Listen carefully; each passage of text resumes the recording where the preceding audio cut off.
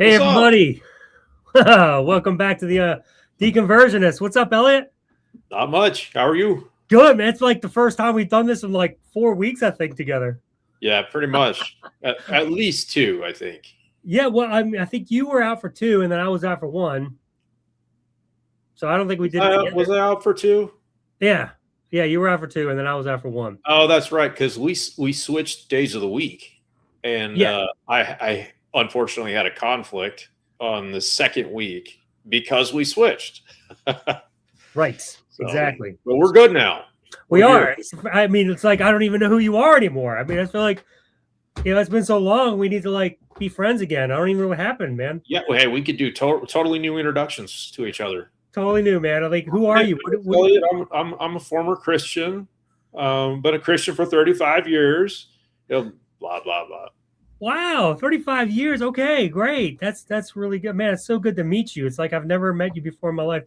Wow, man, I tell you, 3 weeks is a long time. But anyway, in the meantime, we both had some really freaking awesome shows. I got to do a show with Jim Barrows. I got to do a show with Ember. You got to do a show with what's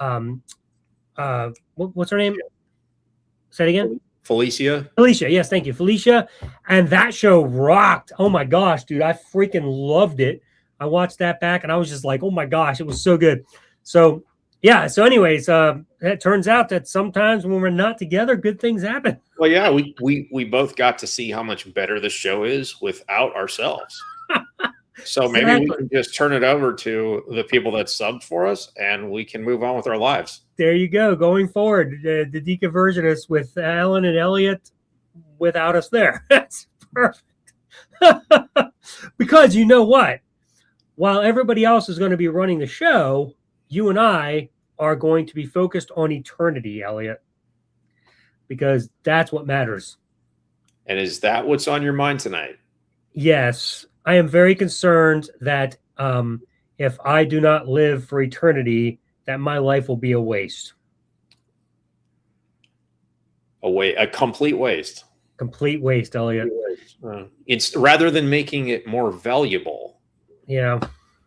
I don't know, Elliot. Maybe you have some advice for me, because I'm thinking if I don't have some sort of eternal hope that I get to live for, I mean, what's there to live for? I don't even understand. Like, it's just completely pointless and wasted life. Maybe you have some advice for me. You should just end it right now.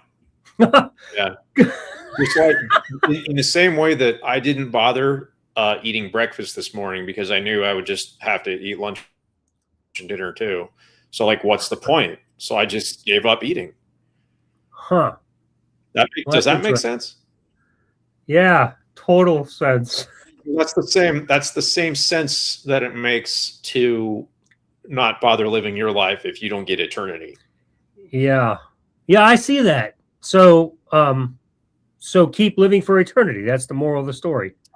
Is that the moral of the story? I mean, is that what we want to do?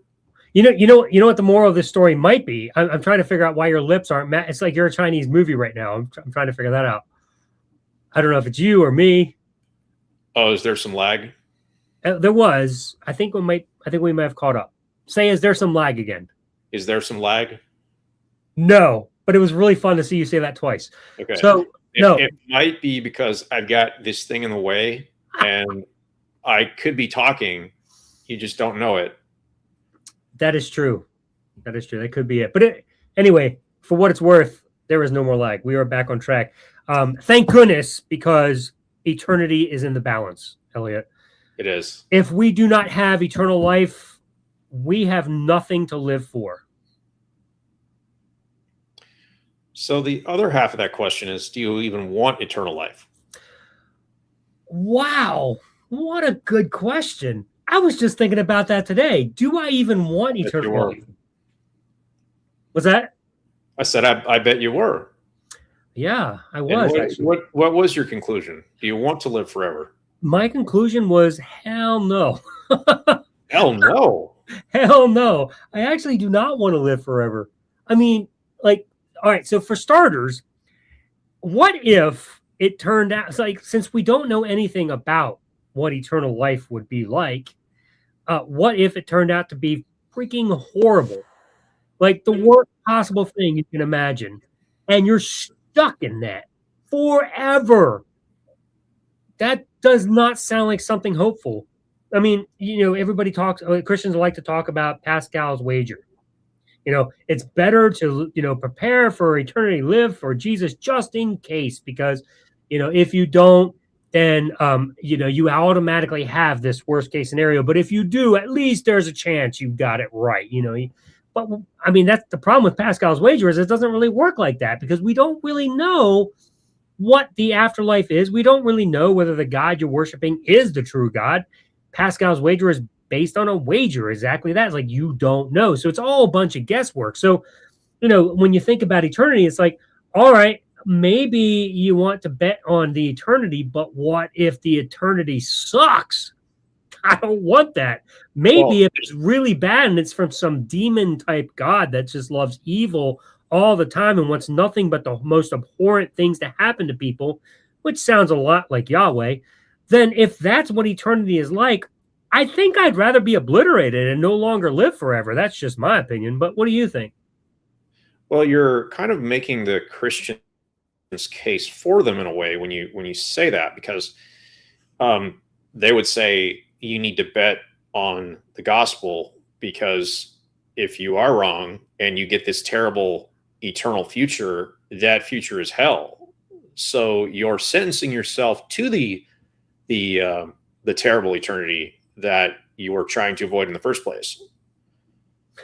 Sure. And the other problem is that, we could make these wagers all day, whether we are going to go with Christianity or go with something else, and to try to avoid the eternity future that we don't want.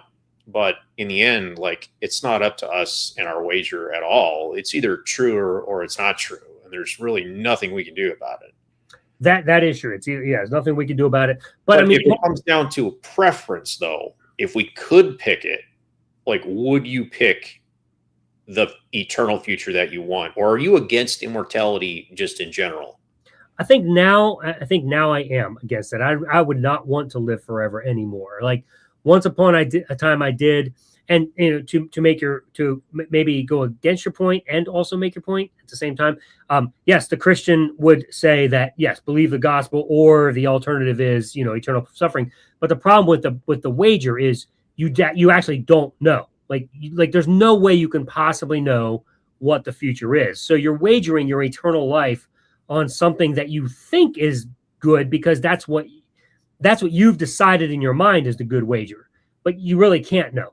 So since you can't know, it's not really a good wager. Like you're basing it on what you want it to be, but that doesn't mean what you're basing it on you want it to be is what it will be. You have no idea.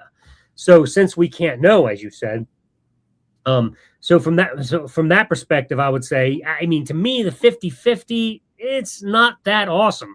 I mean, to do it forever and ever and ever, if it's this really like, what if hell, like this idea of the lake of fire and burning forever, the Christian hell that people talk about, what if that ends up being eternity for everybody, no matter what? I mean, since we don't know, what if that's the case? And if it is, would anybody want that? I imagine no. I'd rather just like cease to exist. I don't really want to live like that, being torn. I mean, think about eternity, dude. Like, just that thought, it's just like insane. But then if you think about the positive side of it, heaven, think about all the views that we have of heaven. They all suck. Like, they're boring as hell. They're mundane. There's nothing fun about them. It's like you're either singing choir choruses forever and ever, to Jesus, playing harps forever, playing sports that you never can fail at anymore. You're just perfect at everything. Like what, or you're just this ethereal existence that has no mind. You just basically love God mindlessly because you're just ethereally just living. None of it makes any sense. None of it sounds fun. It's like, and if you are mindless and just living in this ethereal space, then it really doesn't matter anyway, because it's not like you're there and you're present and you have a personhood anymore. You're just doing what you're supposed to do and just, living for God the way he commands anyhow. And he's like, so I don't know. It's just like nothing about heaven sounds exciting. So I can't fathom any scenario in which an eternal state sounds fun, exciting, joyous, delightful, or desirable. Not to me, anyway. Maybe you have a different opinion. So I did think about this today in preparation for this episode, and I came to the conclusion that yeah, in a certain way, immortality could seem like hell, regardless of what the future would be. The idea that you're unable to die, you're unable to quit. But if being annihilated or dying permanently is the other option, I suppose maybe I'd go against the grain here and I'd say, yes, I would rather have immortality and live forever. Because if I can live through one day and make it through the day and find it acceptable and not want to die, then I could probably make it through an infinite number of days, unless something goes terribly wrong with my perspective, I guess. If I don't want to die today, why would I want to die after 1,000 years? It's kind of like, if you can endure it and it's better than the alternative of not experiencing anything whatsoever, I suppose on balance, I probably would pick immortality. Now, if I ended up in some kind of weird reality where I was indeed suffering forever, obviously I would rather be annihilated. But to simply, say in the simplest terms, you're for or against the idea of immortality, I guess I would pick immortality, because the idea of not existing is just as hard to wrap the human brain around as the idea of an infinite reality. So you proposed the possibility of both there. You could end up being in this horrible, horrid state forever or a good state forever, and you just don't know. So my question is for you, is the wager worth living for eternity if it's a 50-50 flip of the coin, that it could be absolutely horrible, the worst possible scenario for eternity that you can never, ever possibly escape, or a 50-50 chance that it could be eternal bliss, or you just die and don't have to take a chance either way, but you just don't ever remember it and it doesn't freaking matter. You live the best life you can now and then it's over. Like, is it worth it to you to take that 50-50 chance if you had it? Probably not. Probably not. Yeah, that was the point I was making. Like, to me, I'm like, no way. Like, I don't care how good the 50-50 alternative is to being, being good. Like, it's just not worth it. Like, I'd rather just be like, no, fuck that. I'm done. Like, just end it when you end it, and that's it.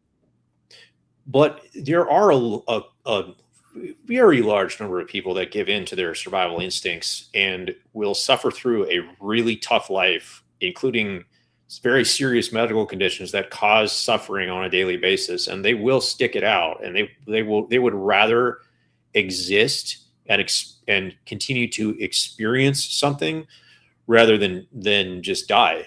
And it's I don't know if that speaks to the strength of our survival instincts, but I know that's not necessarily hell. Obviously, burning forever in a lake of fire would not be preferable for anyone if it's literal torture. But there's a lot of people that are being nearly tortured on a daily basis, and they would rather keep living because the choice is to not have any experience whatsoever, to be snuffed out. I just don't think that the human mind is equipped to comprehend what it's like to not exist. It's just, in my opinion, it's just as hard to wrap your mind around that than to imagine like an infinite amount of time that never ends. Like, they're both not something that we're equipped to understand. Yeah. But I would not take that wager. No, I think I would opt for non-existence rather than flip a coin and be tortured for eternity. Yes. Well, that would be my choice as well. However, being that we're talking about reality, I'm not sure that even deciding which we prefer is an option. As far as we can tell, we don't actually have that option. As far as we can tell, immortality isn't a thing. It has been a lie that has been perpetuated in the mind of those of faith who have been taught that God exists and has this great eternal life for you, or for the alternative, for those who disobey, that eternal death and punishment forever, whatever that may look like for those who see that view. But we have no good reason to think there is an afterlife. There's no way to evaluate it. There's no way to test it. There's no way to know that whether or not this eternal being called God is telling us the truth. We know nothing, if he even exists. We know nothing about it. So my reason for titling this episode "Immortality is a Destructive Lie," while fun to discuss what we would prefer if we had the option, it's to actually discuss how pretty much everybody who lives for eternal life wastes their life here now, because their concern is only what matters for eternity rather than what matters for you now.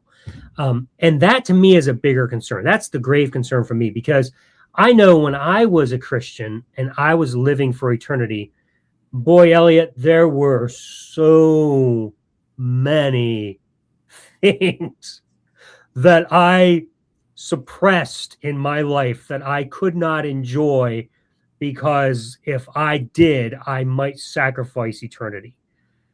And dude, like after 42 years of that shit, I was just like, when I finally woke up and I was like, what am I doing? The whole escape from Christianity. The things that I got to experience ever since being a Christian has just been awesome. Like just even knowing that if I wanted to experience stuff I haven't even experienced yet, that I can, and there's no eternal consequences for it. Like I can just do stuff because I want to do stuff. It's absolutely mind blowing. I don't know. You might want to speak to that too, because you were a Christian too for a long time. Yeah, and it's interesting how we have very different perspectives on this and different experiences, because I don't really do anything differently now that I'm an atheist. I don't experience anything that I wasn't able to experience before. In fact, it's one of my arguments against Christianity is what I call the problem of Christians. And while you might think, well, that just speaks to the hypocrisy of Christians, it actually speaks to a lot more than that. Christians often give the excuse or the rationalization of, oh, you left Christianity because you just wanted to sin. And that implies that you weren't able to sin while you're a Christian, or at least you weren't able to do it guilt-free. But my claim is that people don't change almost at all when they're Christians versus not Christians. They do all exactly the same things that they would do if they weren't a Christian, or they continue to do the same things that they did before they were a Christian. Like, it really doesn't change a whole lot. Obviously, it changed a lot for you, but it didn't change at all for me. Like, all the things that you could classify as sin, where you might have that guilt, engaging in them as a Christian, like I might have stopped doing a lot of those things for a time as a Christian, especially when I had my big salvation experience when I was 33. But those things slowly drifted back anyway. And in the grand scheme of things, they weren't really a big deal in the first place. And that's why I think a lot of Christians just keep on doing them anyway. For example, let's take probably the big, the big three. One would be like so-called sexual sin. Another one would be consuming things that Christianity is supposed to be against, like getting drunk or doing drugs. And the third one would be like your speech, cursing. Like non-Christians are notorious for using foul language. Those are three things that Christians do at exactly the same rates as non-Christians. Like statistically, there's no difference.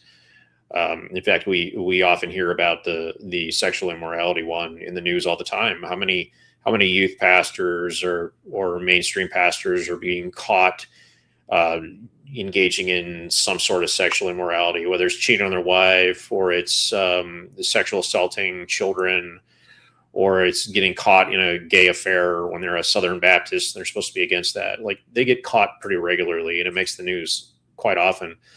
Like, they're doing exactly the things that they claim that they shouldn't be doing. So the only thing that it might remove after leaving the faith would be the guilt aspect. And clearly the guilt that you might feel as a Christian is not enough to keep you from doing those things regularly. you still do them. So the guilt is kind of irrelevant. So I didn't leave Christianity so that I could start sinning or start sinning guilt-free. It would have had no bearing on my daily life, even at maybe not the height of my faith experience, but just in daily life, it just had no bearing. I would have done them anyway and felt guilty, or not felt guilty. It didn't matter. So is it too personal of a thing for you to get into what exactly you are experiencing now that you weren't able to as a Christian? Sure. No, that's fine. We can talk about it. So number one, just to clarify, because you had said that had no bearing on you leaving Christianity. You didn't leave to go sin. Neither did I. I'm not suggesting that I was like, man, I'm tired of this holy life. I'm going to go live a sinful life. That had no bearing whatsoever on my decision to become an atheist. Like ever did it cross my mind that, boy, if I just wasn't a Christian, I could go sin and not feel guilty. That wasn't at all anything at all. My whole reason for leaving Christianity had literally to do with one thing. I had no good reason to believe that God existed anymore. Like that was it, period. No other reason. I didn't run to sin. I literally just ran from this belief system that had no grounds. So that was, simply said and done. I also don't think sin is a thing. I think that was something invented by religion, especially Christianity, as it pervades the mind, and you are taught that certain things are sinful and you just can't do this stuff. If you do these things, then it's sinful. And it depends on what home you're raised in or what church you go to. Like, certain swear words are sin, or, some places believe playing cards are sin, or, God forbid you watch a porn flick, that's sin, whatever it may be.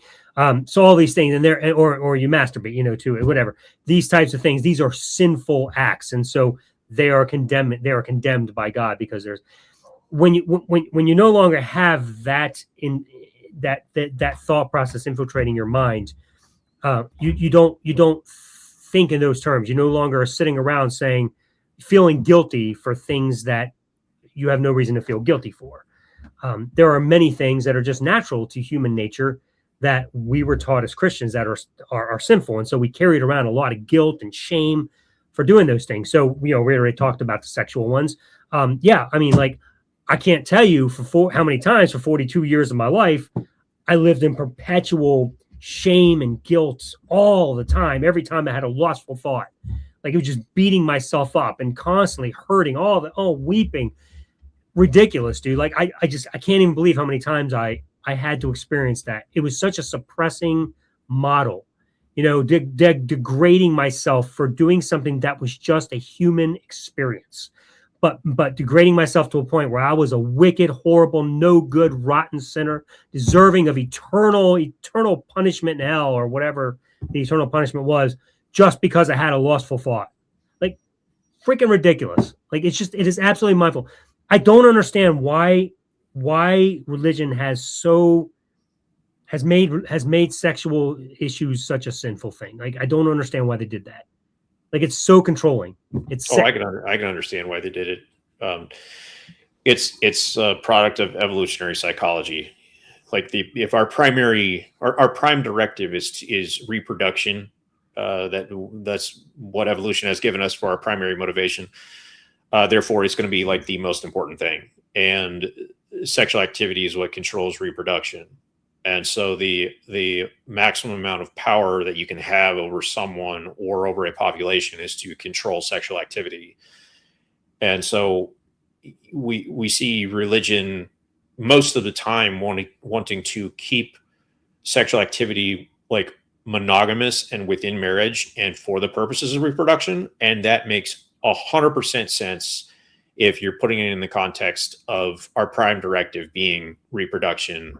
So they're co-opting something from evolution, and they're taking it as their own, and they're saying, hey, this is the correct way by natural law or from God, and so you cannot like deviate from this correct way. To do so is literally a crime against God, because God has given us sex for reproduction within marriage.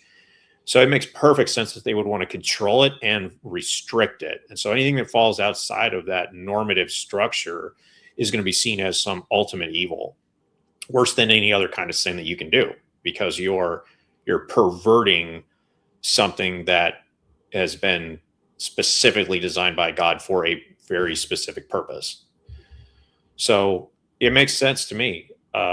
Obviously, nature has like shown us that structure is not consistent. People have a lot of different sexual attributes that don't fall within that rubric. A large percentage of the population is homosexual. So clearly, according to nature, it's not deviant, but obviously religion is going to try to restrict it because it becomes a power game. Yeah. Well, and something you said earlier about even Christians continue to do things like sexual sin. We see it all the time, and then they live with the guilt of it or whatever. So while I don't see the parallel of sin being a thing anymore, I do think that morality calls for an upholding of an agreement that you make with your partner in any sort of relationship, whatever that agreement may be. If you're in a relationship where you all agree to an open relationship, that's fine. That's what you agreed to. Obviously, in Christianity, that's just condemned right out, outright. Like, that's just sin. It's ridiculous, but that's what it does, and it needs to control you every step of the way.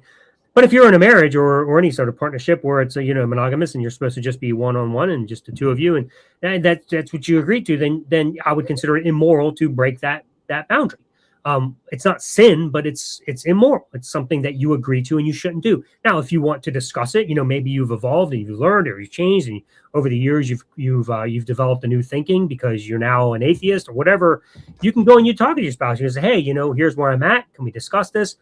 Hopefully your spouse is open to a discussion, and still nothing may change. And then you just gotta be willing to live with what you agree to. But that may change also. You may both agree to, try new things. But, sexuality is just a gigantic thing that Christianity has defined it as only one way, and it has to be this way. And if you break this boundary, and because of that, it's just infiltrated our minds so much. And I think it's permeated the minds of Americans, especially, so much, even, for non-Christians, that we just have come to believe this idea that, the only right way is to be married, to live with one, somebody of the opposite sex. And that's the only way. And then, like, even people who come out of Christianity, they're still stuck in this idea that, gay is wrong, whatever. And it's just, you just can't live with that. But, it's just, or multiple partners are wrong. So there's just so much to be said about that, and even there's a lot of views in Christianity that even teach that the whole purpose of being married in a relationship is to produce children. And if you're not doing that, then sex is, useless, as if you just can't have sex just to have sex. Like, right. There's a sect in that. It's just like, so yeah, I mean, one of the things that 42 years, and it makes me sad, like, I did not experience any form of intimacy sexually prior to being married. And so you're supposed to just like withhold this every step of the way and live pure. I even did the promise ring and the silver ring thing. I don't remember if you remember those back in the day. Yeah. Absolute horrible purity culture. It just sucks, dude. So I went through all that. And then on your wedding night, you're supposed to just flip the switch. And then just magically, you're just going to be good at sex and just do this thing. That didn't work for me, man. It didn't happen in our marriage. And it was very, very frustrating. So yeah, I mean, like, it absolutely is a horrid way to live. I think this idea, and unfortunately, sticking with our theme, eternal life is in the balance. Sexuality is one of these sins that could cost you your eternal life, right, if you don't live right. So how old were you when you got married? I was 22. Oh, so it still happened early for you.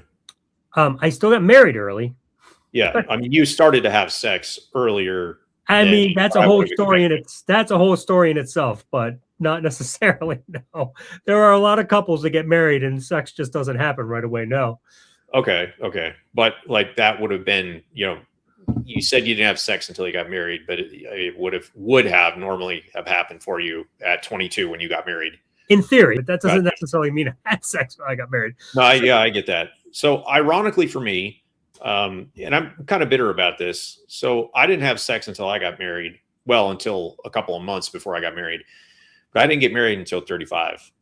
So I like missed out on all of that for like the majority of my good years, all of my 20s.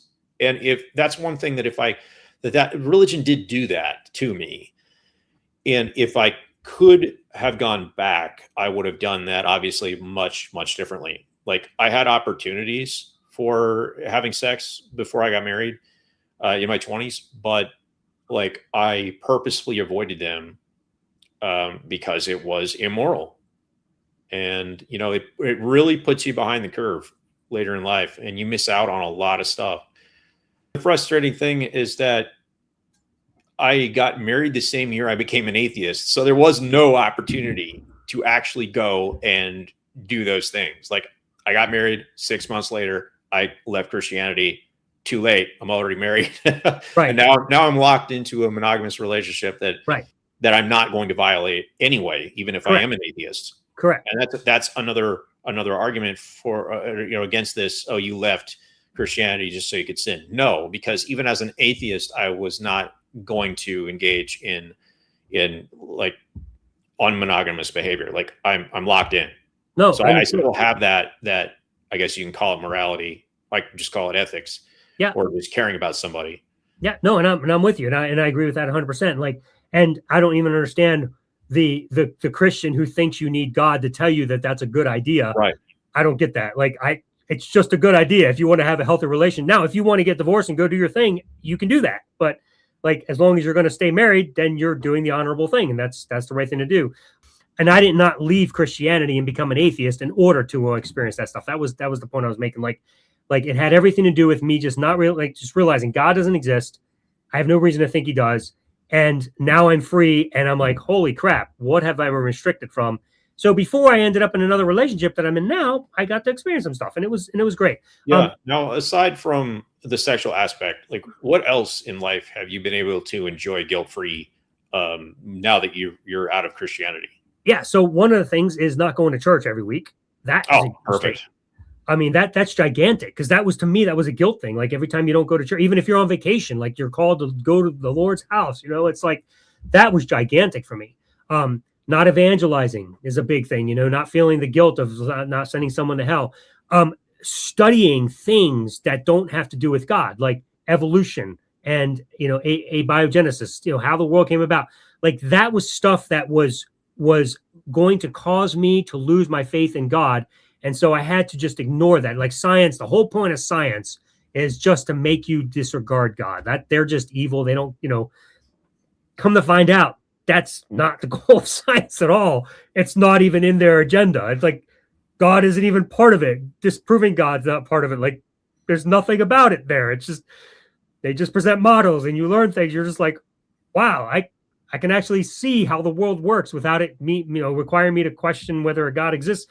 But ultimately what it comes down to is, if the evidence doesn't demonstrate that a God exists, why would you believe that? And yet that's what we did. I listened to it. And Yosef, we do see you behind the scenes here. We're going to bring you in just a minute. So turn your camera on so that we know you're there, and then we'll bring you back. We'll bring you in as soon as that's on here in just a second.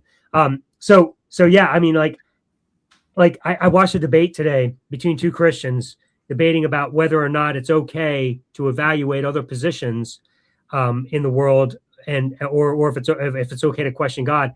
And like both of them pretty much arrived at the same conclusion, that you cannot question your Christian faith.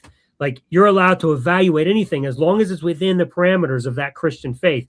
But as soon as you start questioning outside of that, that's where it's sin. And I was like, holy crap, this is what's wrong with the world. Like, yeah. That's the big thing that leaving Christianity has allowed me to do. That's not like related to sin. So I now am free to reevaluate all of my positions, whether they're social positions, political positions, or just logical ones. I can reevaluate the world, different aspects of the world. Like, for example, I've changed my entire opinion on like drug use. I used to think I used to read people's stories about on psychedelic drugs like mushrooms or DMT, and I was convinced from the Christian worldview that they were playing with demons, like they were entering the demonic realm if they were on a psychedelic drug. Now I've totally changed my perspective on that. Now I can see it through the science, and I can know that these substances are simply altering your perception of reality and are a tool to expand your mind. So that's one example that I wouldn't have had access to that conclusion if I had stayed within Christianity. I would have been stuck in a superstitious loop, thinking that demons exist and a demonic realm exists, and people are actually entering that demonic realm simply by using a substance. So that's one example. Yeah. Oh, and there's others too, but we got Joseph here. We could go on all night for that, but we're going to bring in Joseph, a returning guest. Yeah, and it's pronounced Joseph, I believe. Is that correct, Joseph? Are you there? He might be lagging a little bit. Oh, hey, Joseph. Hello? Hello? Can you hear us? I don't know if it's me breaking up or you breaking up, but I can hear you now. I think you're good now. And it's Joseph, right? I can hear you. Yeah, how do you pronounce your first name? Okay. It's spelled Joseph, but a lot of people call me Yosef. Okay. Right. Joseph, I think you may have to go someplace where you have a better signal because we are not connecting right now. Yeah, if you can hear us, you're both your audio and your video are freezing up a good bit. You're breaking up. I can see you, but now I can't. Yeah, you need to go. You need to go inside. You got to go someplace where you have a better internet signal. Yeah, if you could find some better Wi-Fi. Oh. But I mean, you were good last week. Is that better? Maybe. We'll go with it. Better? You're good now. I think so. But can you hear us? Oh, I think you had a good zone and then you're in a bad zone again. So, we're gonna take you out. Right. We're gonna take you out. Go try to find a good internet signal because right now it's just real choppy, and I don't think we're gonna get you in a good conversation. So, I'm just gonna remove you from the studio until you go find a better internet signal. Give us a call. We'll be waiting for you here. Keep your camera on because if I see it get smoother, we'll bring you back in. Joseph, welcome back. Hopefully you got a good connection now. Hopefully. Oh, way better. 100% better. Cool. Yeah. All right. Let's do this. What's up, dude? It's so I got to hang with you once. Elliot got to hang with you again last week. So it's just me and him this week. What's up? No, I was just chiming in on the topic that you guys have for tonight. Let's do it, man. Well, we got kind of far afield a little bit. Our original topic was about immortality, and we kind of got into talking about sex and divorce. Yeah, but the reason we want to talk about the reason was because it has every bearing on losing eternal life and sins and things like that. But he's calling specifically about that. So demonstrate why immortality is not a destructive lie. I'm guessing that's what you're calling about. Yes. Sure. Yeah. Let's do it. Demonstrate why it's not a destructive lie. I think it depends on perspective.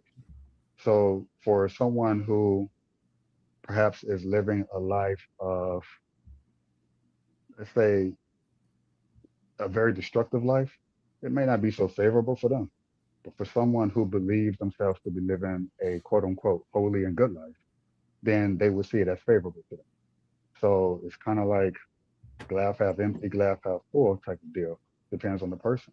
Who does it benefit? Would it benefit someone who is I don't know, who steals for a living, and they know on some level that's not right to do, and if they have any sort of sense of morality, then they realize, well, if a God does exist, and if eternity is forever, then I probably wouldn't go to a place where people like me. I would probably most likely go to a place where people like me would not necessarily be tormented, although I know that's what the Bible would depict in some cases, but it wouldn't be a very pleasant place. I mean, that's just what I'm thinking. Or someone who goes out preaching, they're a preacher, they're nuns or whatever they are. Uh, they will probably feel like, I'm doing pretty good. You know, it would benefit me that eternity is a real thing. So they're more prone to believe it to be true, or at least want it to be true. At least that's my perspective. So do you think that the lifestyle that you live, you said live a holy life a little while ago in your sentence, one of your sentences. Do you think the lifestyle that you live has any bearing on what the eternal state will actually be like? I believe actions speak louder than words.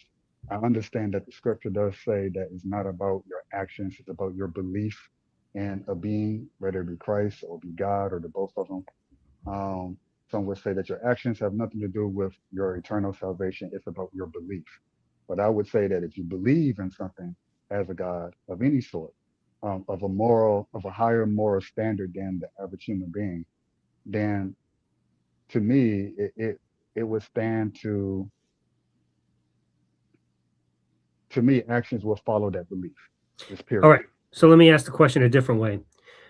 Do you think that what you believe has any bearing on what the eternal state actually is?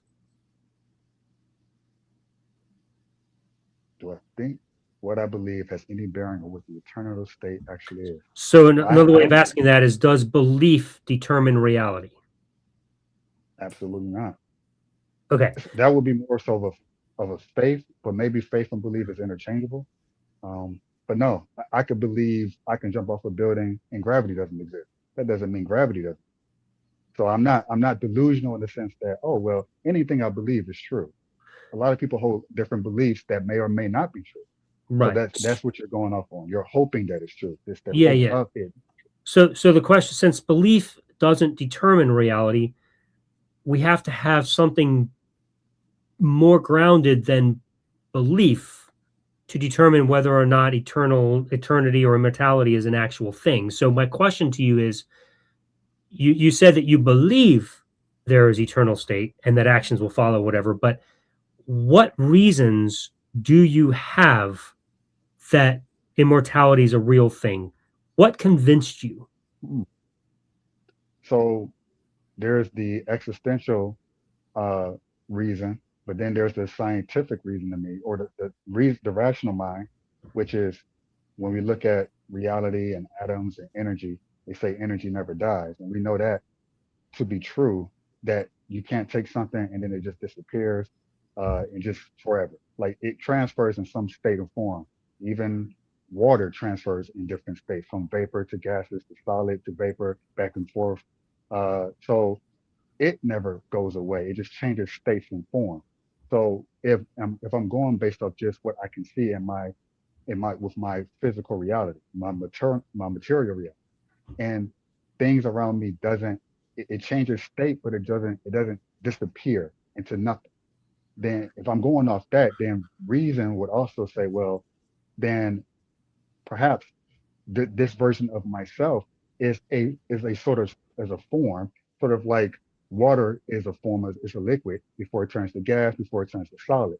So it would be more naive for me to believe that I am just a solid, and after my solid body disappears, then So that would be it of me. Does that make sense? you're saying that your consciousness, you don't think your consciousness can be destroyed. It when you die, it simply changes its form.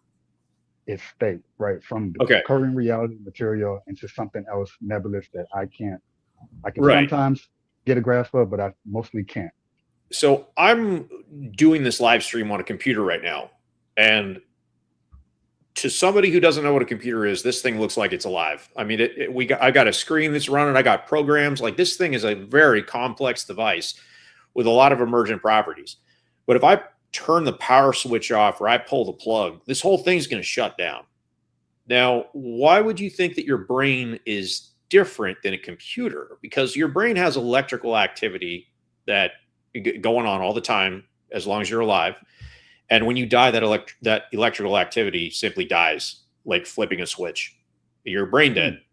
Now, if I can turn off my computer, and it's done. Without electricity, it's dead. Why is my brain any different? When I die, the electrical activity is simply going to cease in the brain. It didn't go anywhere. It wasn't like magic evaporating like water up into the atmosphere. It's just shut off like a computer. Does that mean that the electricity that powered the computer no longer exists? Or does it just mean it goes into some different form? So yes, the computer shuts off, the body shuts off in death, but that doesn't mean that the source that powered the body or the computer in this example does no longer exist. The what that is, the electricity still exists.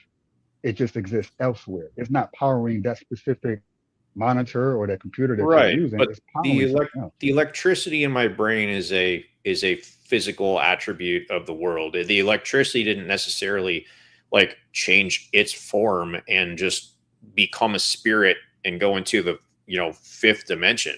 Like it just stopped operating. If that makes sense. I think what you're talking about in the brain is something completely different. We can't even measure. It's like a soul, and the soul changes its location. But if I can measure the electrical current in my brain, and I can measure the electrical current in my computer, and I can shut them both off, so my computer is essentially dead and my brain's essentially dead. Why add something to the brain that is unnecessary, like a soul, when I know how the electricity works? You know it so much, you know how it works so much that you are aware of it. But what is you that power? So to me, the electricity is simply what powers the brain and therefore the body. You're saying that the current, so to speak, stops at the brain level. Okay, the body shuts down, but we talk about people who are comatose, and but that's still running. But then what happens if that shuts down?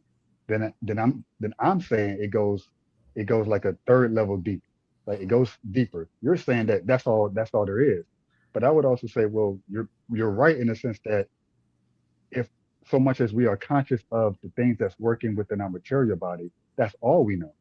So you kind of have to see, well, what is it that powers the brain, which therefore powers the body?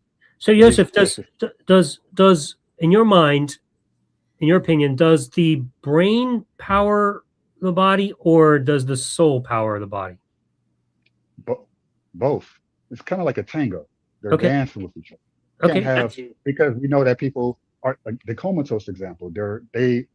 You know enough to know that they're alive. They can feel things, and most people don't have the heart to pull the plug, so to speak, on these people that they know are still alive, even though all they can do is blink or wiggle their fingers, but they can't do anything else. There's No, something sure. in there that you that knows, okay, there's something still there, even though they don't operate the in the manners that we do with the movements and the cognitive thinking and the speaking ability. They lack that, and they lack the body movements. We still know that there's something there. So why do we But know there's something for them? those people still have electrical activity in their brain. They're not brain dead. They're not brain dead, true, but there's still something. Well, I don't know. People will So say that okay, person's so what I brain. was getting at, what I was trying to ask, so fine, let's go with your thing. You got a soul and a brain, they work together. Does the soul ever work apart from the brain? Does the soul ever work apart from the brain?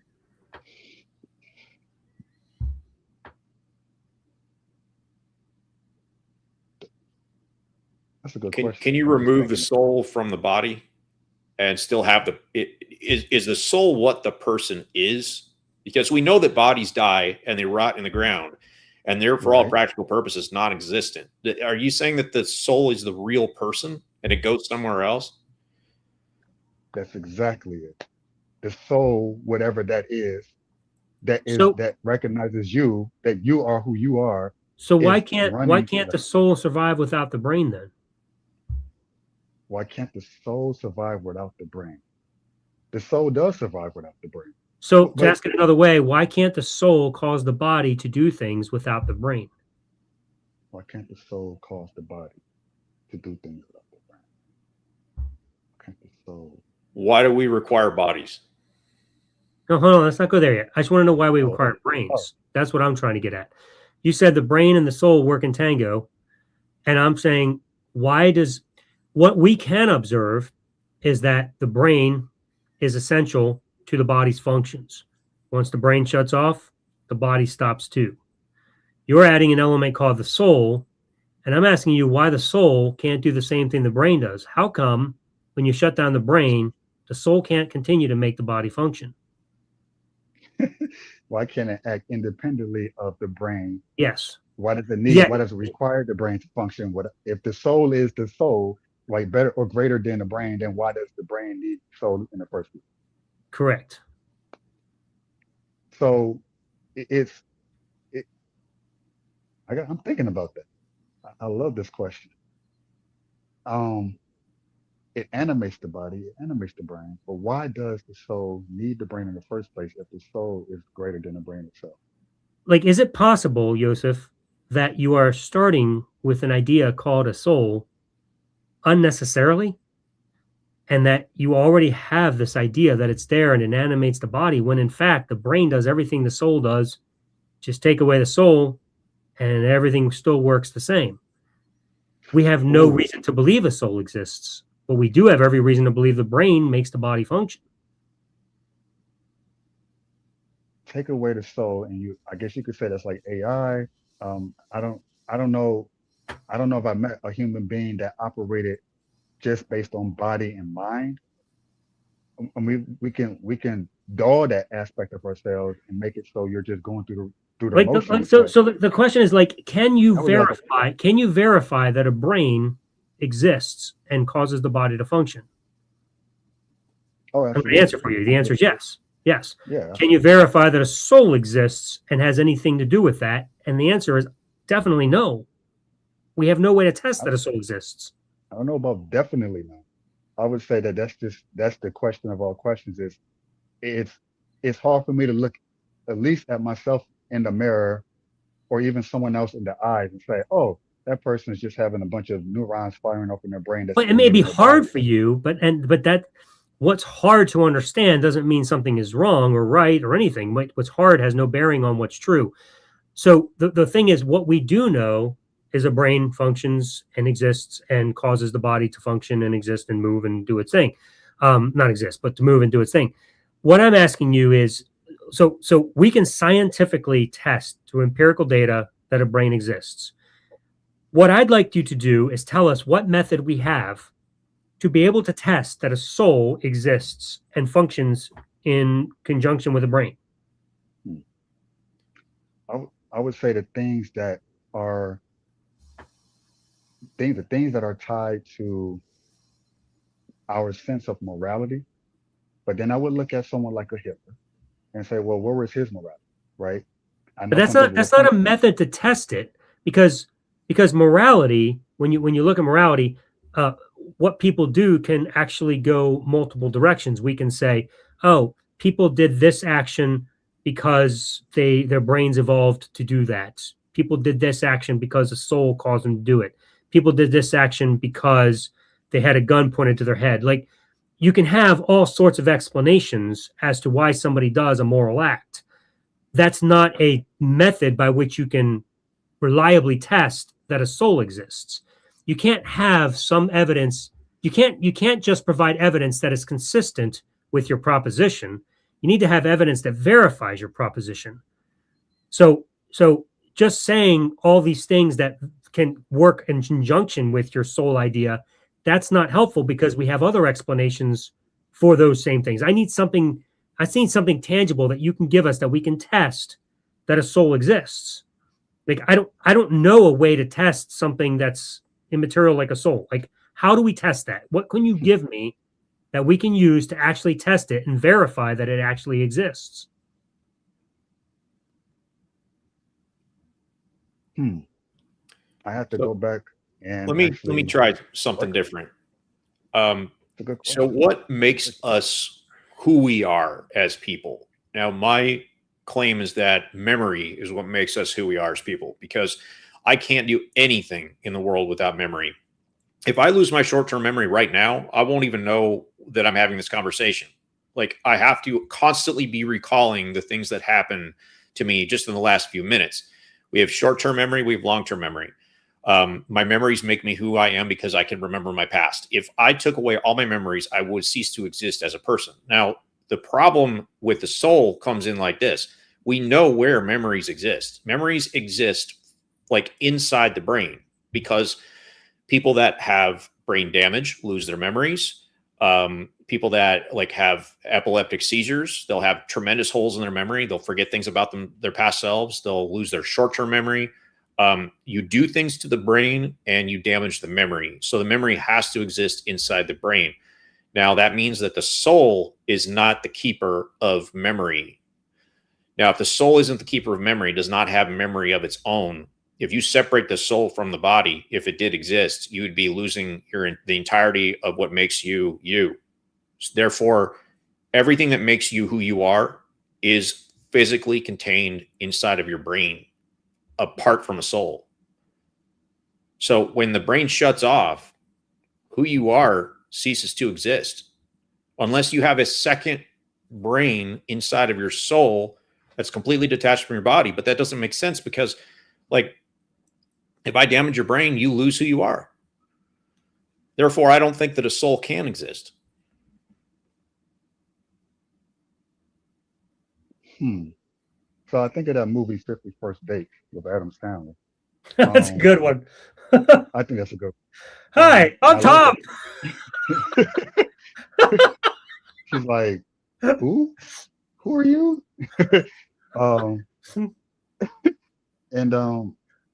I think the reason why we love that movie, and many of us love that movie to this day, is that even in spite of Drew and Barrymore's memory loss, the character she played, we still look at her.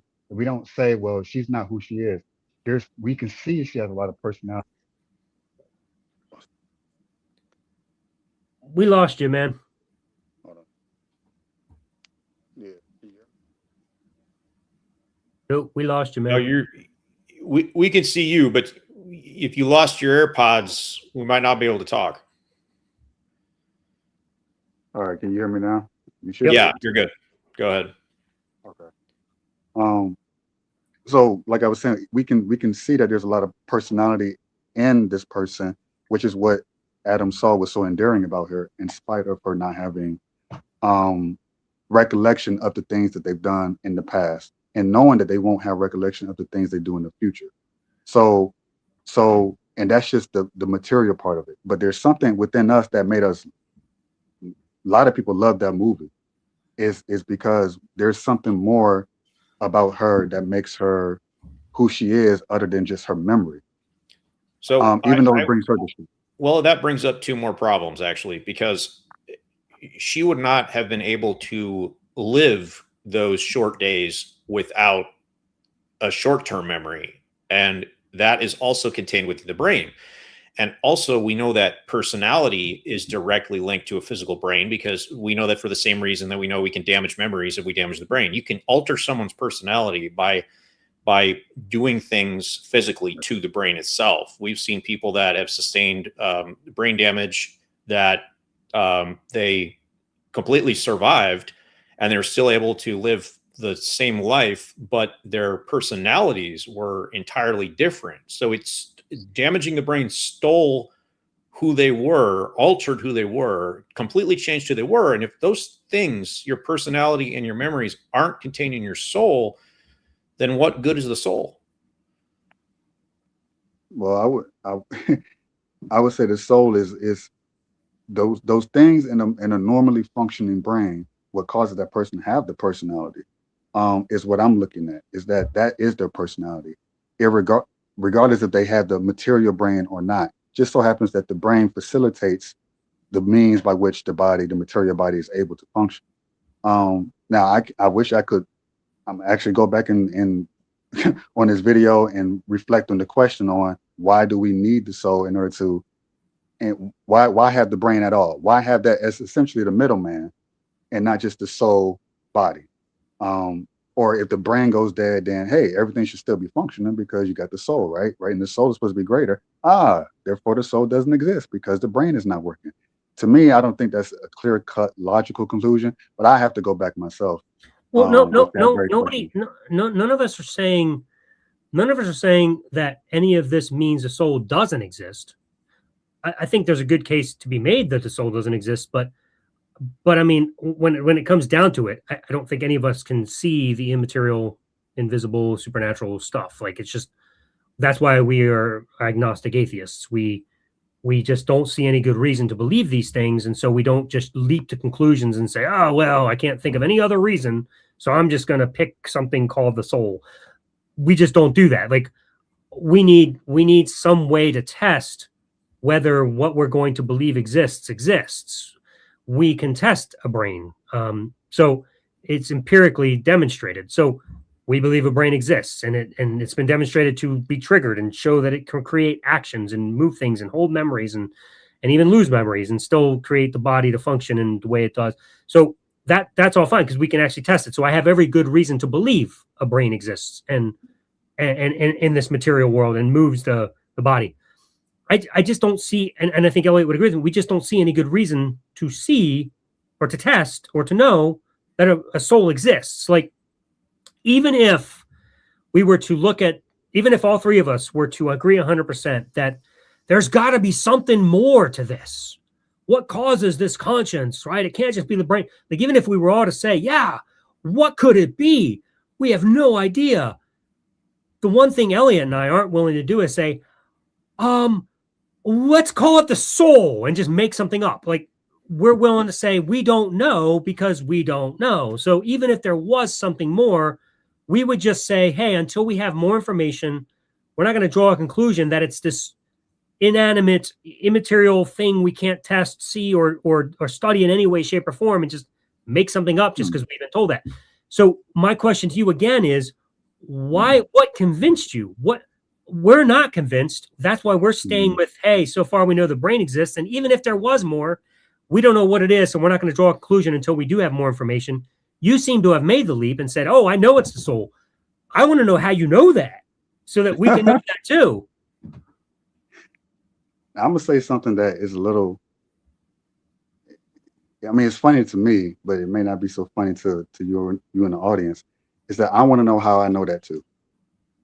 Because I'll tell you how you know that. It's called faith. And you've been indoctrinated to believe it. And you just like, well, faith. That's exactly the reason. No, it wasn't indoctrination at all. I was not atheist, but I had just had apathy towards the whole idea. I didn't know. I had the same idea of I didn't know for years until I said, well, just certain things that it's too personal that I can demonstrate why I don't say believe, I say know that there's something that I am made in the image of something greater than myself, which is the soul, the image of, you are made in the image of God. That's the soul. But when I'm reading those words on paper in Genesis, to me, it was just like, okay, that sounds good. I wish that was the case. That's the way I felt about it until certain things in my own life demonstrated like, oh, okay, that's so okay. So I'm more than just the brains and the neurons and everything electrical things firing off and my body animated. Is something else there. Things that I've seen that I didn't want to see. Choosing to believe in some of the testimonials of people, for example, hospice nurses. Not just one, not just two, but dozens of them. How is it that they're having the same similar stories of people, say, I don't know, visiting them? How do you have someone visiting you after that person has passed away? And not just one story, not just two. Now, are all these people crazy who's saying by the thousands, oh yeah, that person's hallucinating? Yeah, but that person wasn't the one who died. That person saw something else outside of that person's body, and they recognized that person to be someone that used to be alive. How is that possible? So I'm taking that information from different people and saying, well, it's got to be something there. I'm not saying that's definitive proof, but it would be rather rude of me to say, oh, these people are just delusional, or they want to see something there to exist. Some of these people aren't even believers in God themselves. Some of them even doctors. They're just very scientific minded. and they experience something to the point where, listen, I can't explain this, but this is what I saw, and I don't even believe in a God. But this is what I experienced. Now you can call me crazy. I think I'm crazy. So it's this constant recurrent thing that I've seen. I say, okay, they can't tangibly like grasp on what that is, like you can a brain after it's been, gone, or a body after it's been passed away. If they can't do it, then, and these are people who don't believe in God, you would say, well, you believe in God, you should be. I can't, and that's the truth. I wish I could be like, this is the hardcore proof right here in front of your face. Here you go, Alan. Here you go, Elliot. This is the proof. It's tangible, but it's not. It's not. It's something that it just is, that you feel, that you recognize within yourself and others. When you look them in the eyes, all that, you look them in the eyes, you can see something. It's that element. But yeah, if you I'm saying, and this was the point I was bringing up earlier. I get that you suspect that there's something more there. Very strong suspicion, and that's fine. Like, yeah. My question isn't whether or not there's something else there. My question is, how did you come to conclude what that something else is? You just drew a conclusion without any good reason. Well, okay. Well, I could say,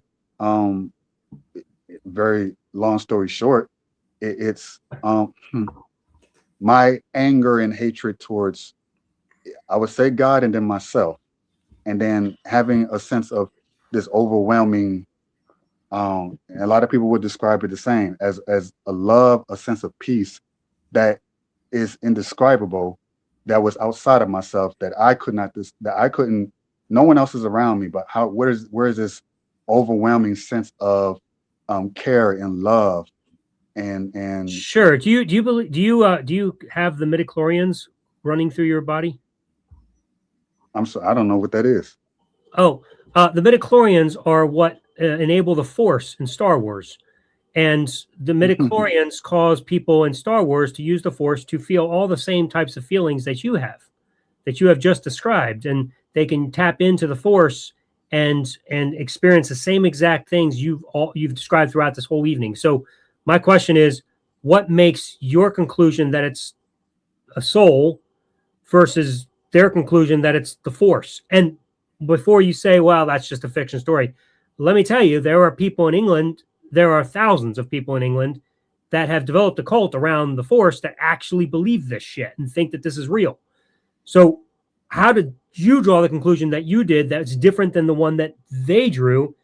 And all of your descriptions sound exactly the same. So why should I think it's the soul versus the Force? I don't know if it's the soul versus the Force. It's kind of like someone who says that's a tomato. No, that's a tomato. Oh, okay. So when you're calling the source, it's just as easy. It's the same thing as the Force. It can be. Really? Because that's a fiction story. You know that, right? Well, I mean, I would say, well, where did they get the idea of a force from?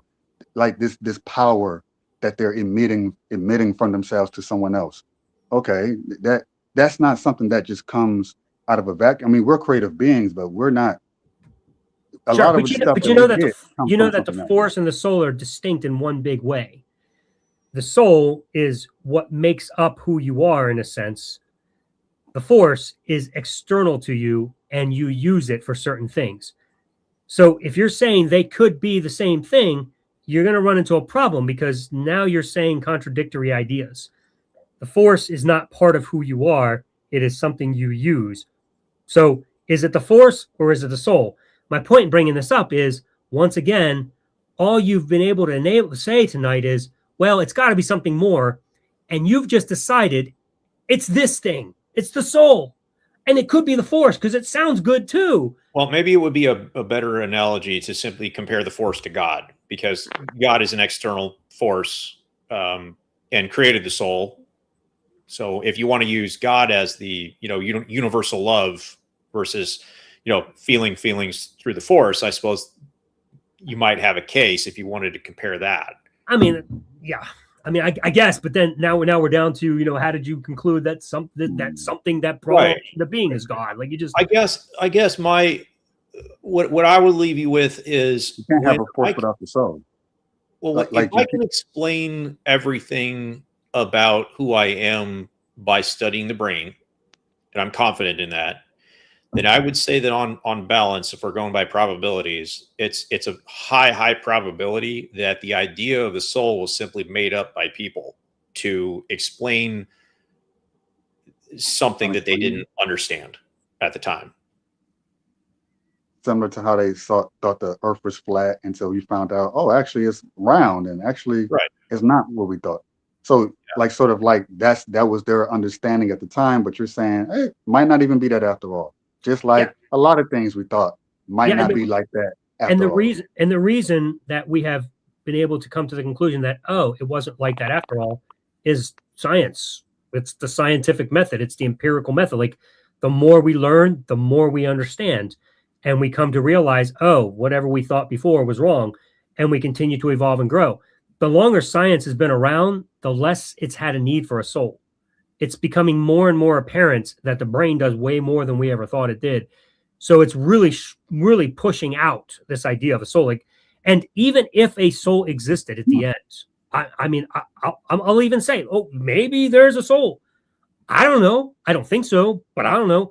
My whole point is, and Elliot would agree, I think, is we have no reason to see one. We have no reason to think one exists, but we do have every reason to think the brain is doing all of the functions that we used to think a soul did, because we have no reason to think a soul's there, whereas we're now testing and examining and seeing the brain doing all of it. Yeah, it animates the body. My only argument is that there has to be, whether you believe it or believe it's a soul or not, there is something that I even think about how a woman, before she even, I've talked to many women before they gave birth. You know, I ask them, like, how did you, like, some women, they don't need a pregnancy test. I was like, well, wait a second, how do you not need a pregnancy? And they're not showing or anything. They just sort of know within a week or two, oh my God, I'm pregnant. And I'm like, well, so I asked them these questions. How did you know something that we have modern technology? We have science now, but they will catch it long before they actually do the test. The test is more like a confirmation for some women, not all. If they're sensitive enough, if they're more in tune with of their body and their soul, because you can't. It's like hold on. Yeah, bro, I was with you all the way until you said "and their soul." Like, everything you described makes complete sense because they're in tune with their body. They have intuition. They know their body's acting differently. All of that makes sense. And then you just randomly threw in "and their soul." Like, what? Some women don't. Some women don't. Some women don't have that perception. No, you're right. Some don't. But so what does the have to do with that? But I'm speaking about the women who do, and in the sense that, in the same way, like I use them as an analogy in the sense that this is going to sound. I'm like the pregnant woman that just has this, like a certain sensitivity to something that I can't explain. Just like those women, like I'm pregnant. This is weird. I know I am, but I don't know I am, but I know I am. But some women just don't. They're like the atheists in the sense, oh, oh wow, it's a surprise, right? Joseph, so it's not hard to understand how a woman would know she's pregnant before a test, because as soon as a woman becomes pregnant, as soon as that fertilized egg implants, they go through immediate dramatic hormonal changes that they absolutely can feel. So there's a scientific reason behind why they might believe they're pregnant without knowing for sure. Well, you're still talking about the biochemical process that takes place, like the throwing up and all that. But I'm talking about way before then. I mean, like way before then, as in these things. Before they're pregnant, they know they're going to get pregnant. As soon as they become pregnant, it's within the realm of science that they would feel it as soon as they become pregnant. If you say so. I mean, I'm just telling you what the few that I've talked to about it. Let me ask it this way, Joseph. Let me ask it this way, Joseph. Do you think there's even a remote possibility that what Elliot just said might be true? Yeah, I would have to go back and go deeper than just my anecdotal experience. No, right. Right, no, that's fine. That's fine. The reason I asked it very broadly like that is for you to simply say, yeah, I mean, sure, his explanation has some merit. Like, oh, yeah, sure, it could well likely could be possible. Right. It could be possible. And from a scientific perspective, versus a supernatural, immaterial thing we cannot test, know, examine, or any way be able to evaluate, which is the more likely probability? The one that has scientific backing to it, or the one that requires this immense leap of faith to just be like, well, I don't know what it is, so I'm just going to pick something. Let's pick the soul. Like it just what I'm asking you to do is step back for a second and ask yourself, why did I conclude that out of all the explanations that have good reason behind them, that I leapt to this thing called a soul that I can't define? I have no idea what it is. I just decided I believe it. Like, why? What did you do to conclude that it was a soul? Instead of just saying, well, I don't know what this could be. There are other good explanations. Maybe I should evaluate the ones that are rooted in reality first before I leap to one that I have no grounds for. I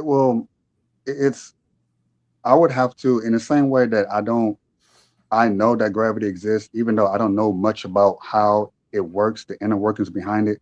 Can't see it, I can feel it. But if you were to ask me to explain, well, why do you know gravity exists? You would have me stumped there. Should I know more about? You can't pick something up and drop it and know that it exists? Well, no, I can demonstrate that, right? But I'm talking about why it works, how it works. E equals MC squared and all these different. No. That's not the same thing. I'm not asking you why or how the Holy Spirit works. I'm asking you why you believe it works. This is why I believe gravity works.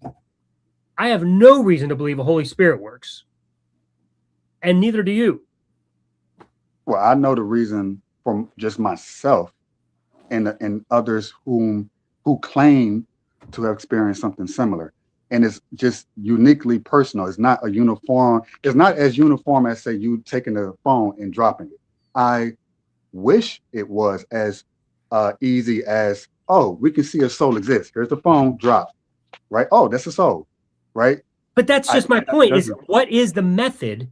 It doesn't have to be the empirical method. I'm not asking you to give me the scientific way that you prove the Holy Spirit exists or that a soul exists, because I know you can't demonstrate it that way. So I'm not asking you to demonstrate it that way. I'm asking you to give me the method that you used to determine that it does in fact exist, so that we can also test it and see whether it exists. That's all I'm asking you for. Because if you don't have a method by which you can determine it exists and demonstrate it to us, you can't know it exists. Would it be fair to say that it's a really, really strong feeling? You're very intense. It will be, but I understand feelings cannot be the basis in some cases of proof. In fact, it can be in the absence of proof. It can be. I'm aware of that. I'm so aware of that. I can even, you say the proof, I can give you a very personal example of me having a dream of my sister. You say, well, she has since passed away 2 years ago, but you would say, well, that's just you wanting to dream about her. I haven't thought about her in a long time. Oh, well, that's your memories of her. Yeah, but she's doing certain things that it just, if I don't believe I have a soul, then there's something else out there that maybe she has that is outside of her body that lets me know that she's okay. So up on me, long story short, up on me waking up from said dream, what would then make me cry if it's just me having memories? It goes beyond just a memory of something. And I don't know how to tangibly this is concrete. Me telling you a dream of something I had, oh, that's not evidence for me. And I agree. It's not. It's evidence for me, but it's not evidence for you. It's more like I'm an example of what that evidence looks like for me, so that you may find that evidence for you. Because the evidence is going to be your own personal phone dropping to the floor. Your own, it's going to be that's not objective, but it can be. Because of a lot of other people. I understand, because my father died exactly 1 year ago, and I had a dream about him this year after he died. And in the dream, I was surprised to see him, and I said to him, "What are you doing here? You're supposed to be dead." Now, I can wake up and take that as a sign that he's still alive somewhere out there, but I didn't, because crazy things happen in dreams. We have tremendous past precedent for having remarkable, physically impossible things happen in our dreams. And whenever we wake up the next morning, we always just take them as just a dream. But then when it comes time for it to be a deceased family member, then we're supposed to take it as some kind of a sign. Like, why wouldn't we judge that dream by the same method that we judged all the ones where we're flying or we're in space? It's just a dream. I think I would be an irrational person if I automatically assumed that my dad was still alive somewhere in a different dimension. But what if you, in asking that question and him showing himself to you like that, and you asking that question in the dream, what if that in itself is him trying to show you proof that, hey, I'm alive? But because you're asking that question, and you say, well, whatever, that's one of many dreams that most of us have. Why this one's so specific?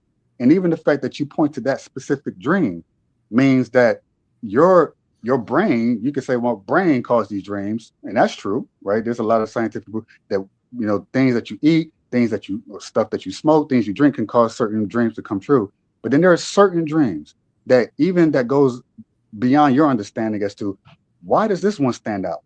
Because now it goes beyond just the brain having a dream, which is true, and it goes to something with something now other than your brain recognizes it as something more than just the brain producing a dream. Does that make sense?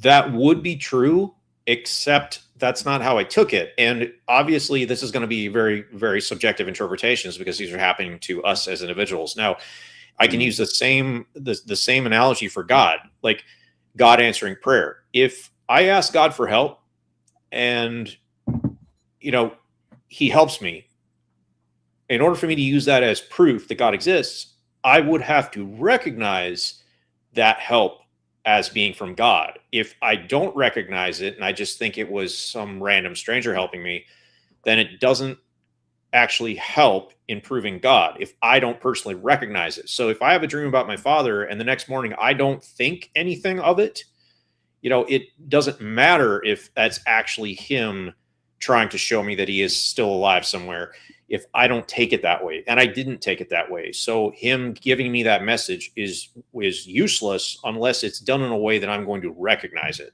And I didn't recognize it.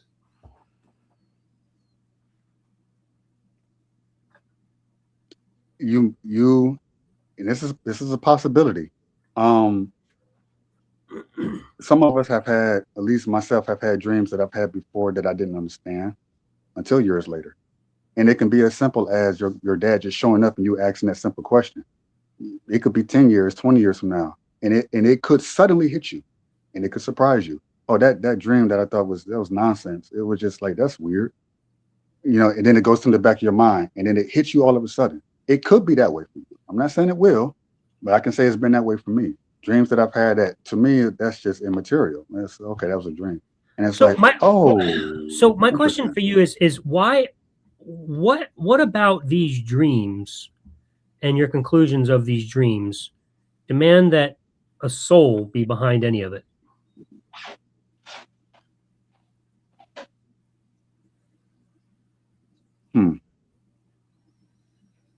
Why would the conclusion of these dreams demand that a soul be behind any of it? That there's something other than myself, something other than people that are loved ones? I don't know how to answer that question. Not yet. But when I do have the answer, hopefully I get back to you with it myself. Okay, yeah, because you may have heard of Occam's razor, right? Have you ever heard of that? I've heard of the term, but you have to refresh my memory. It's very simply, it's just whatever is the most likely explanation is usually the right explanation.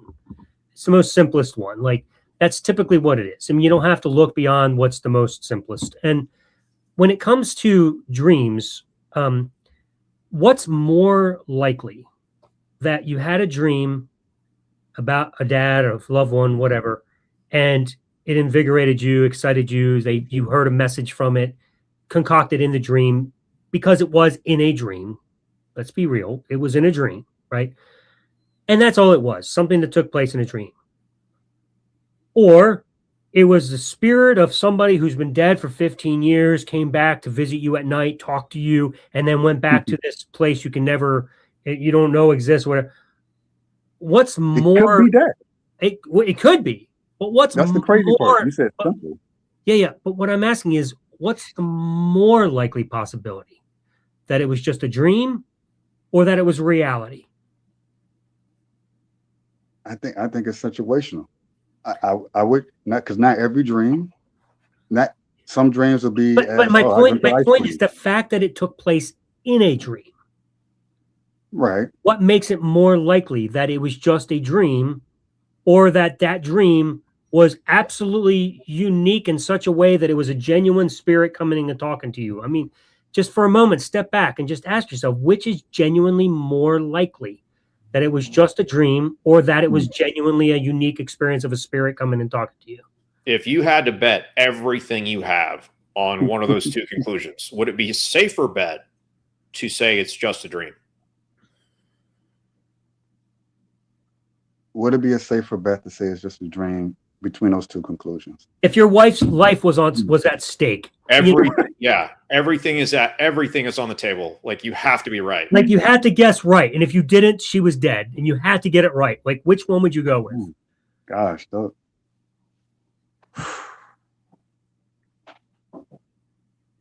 my goodness, that question is pretty loaded, because that's a heavy stake.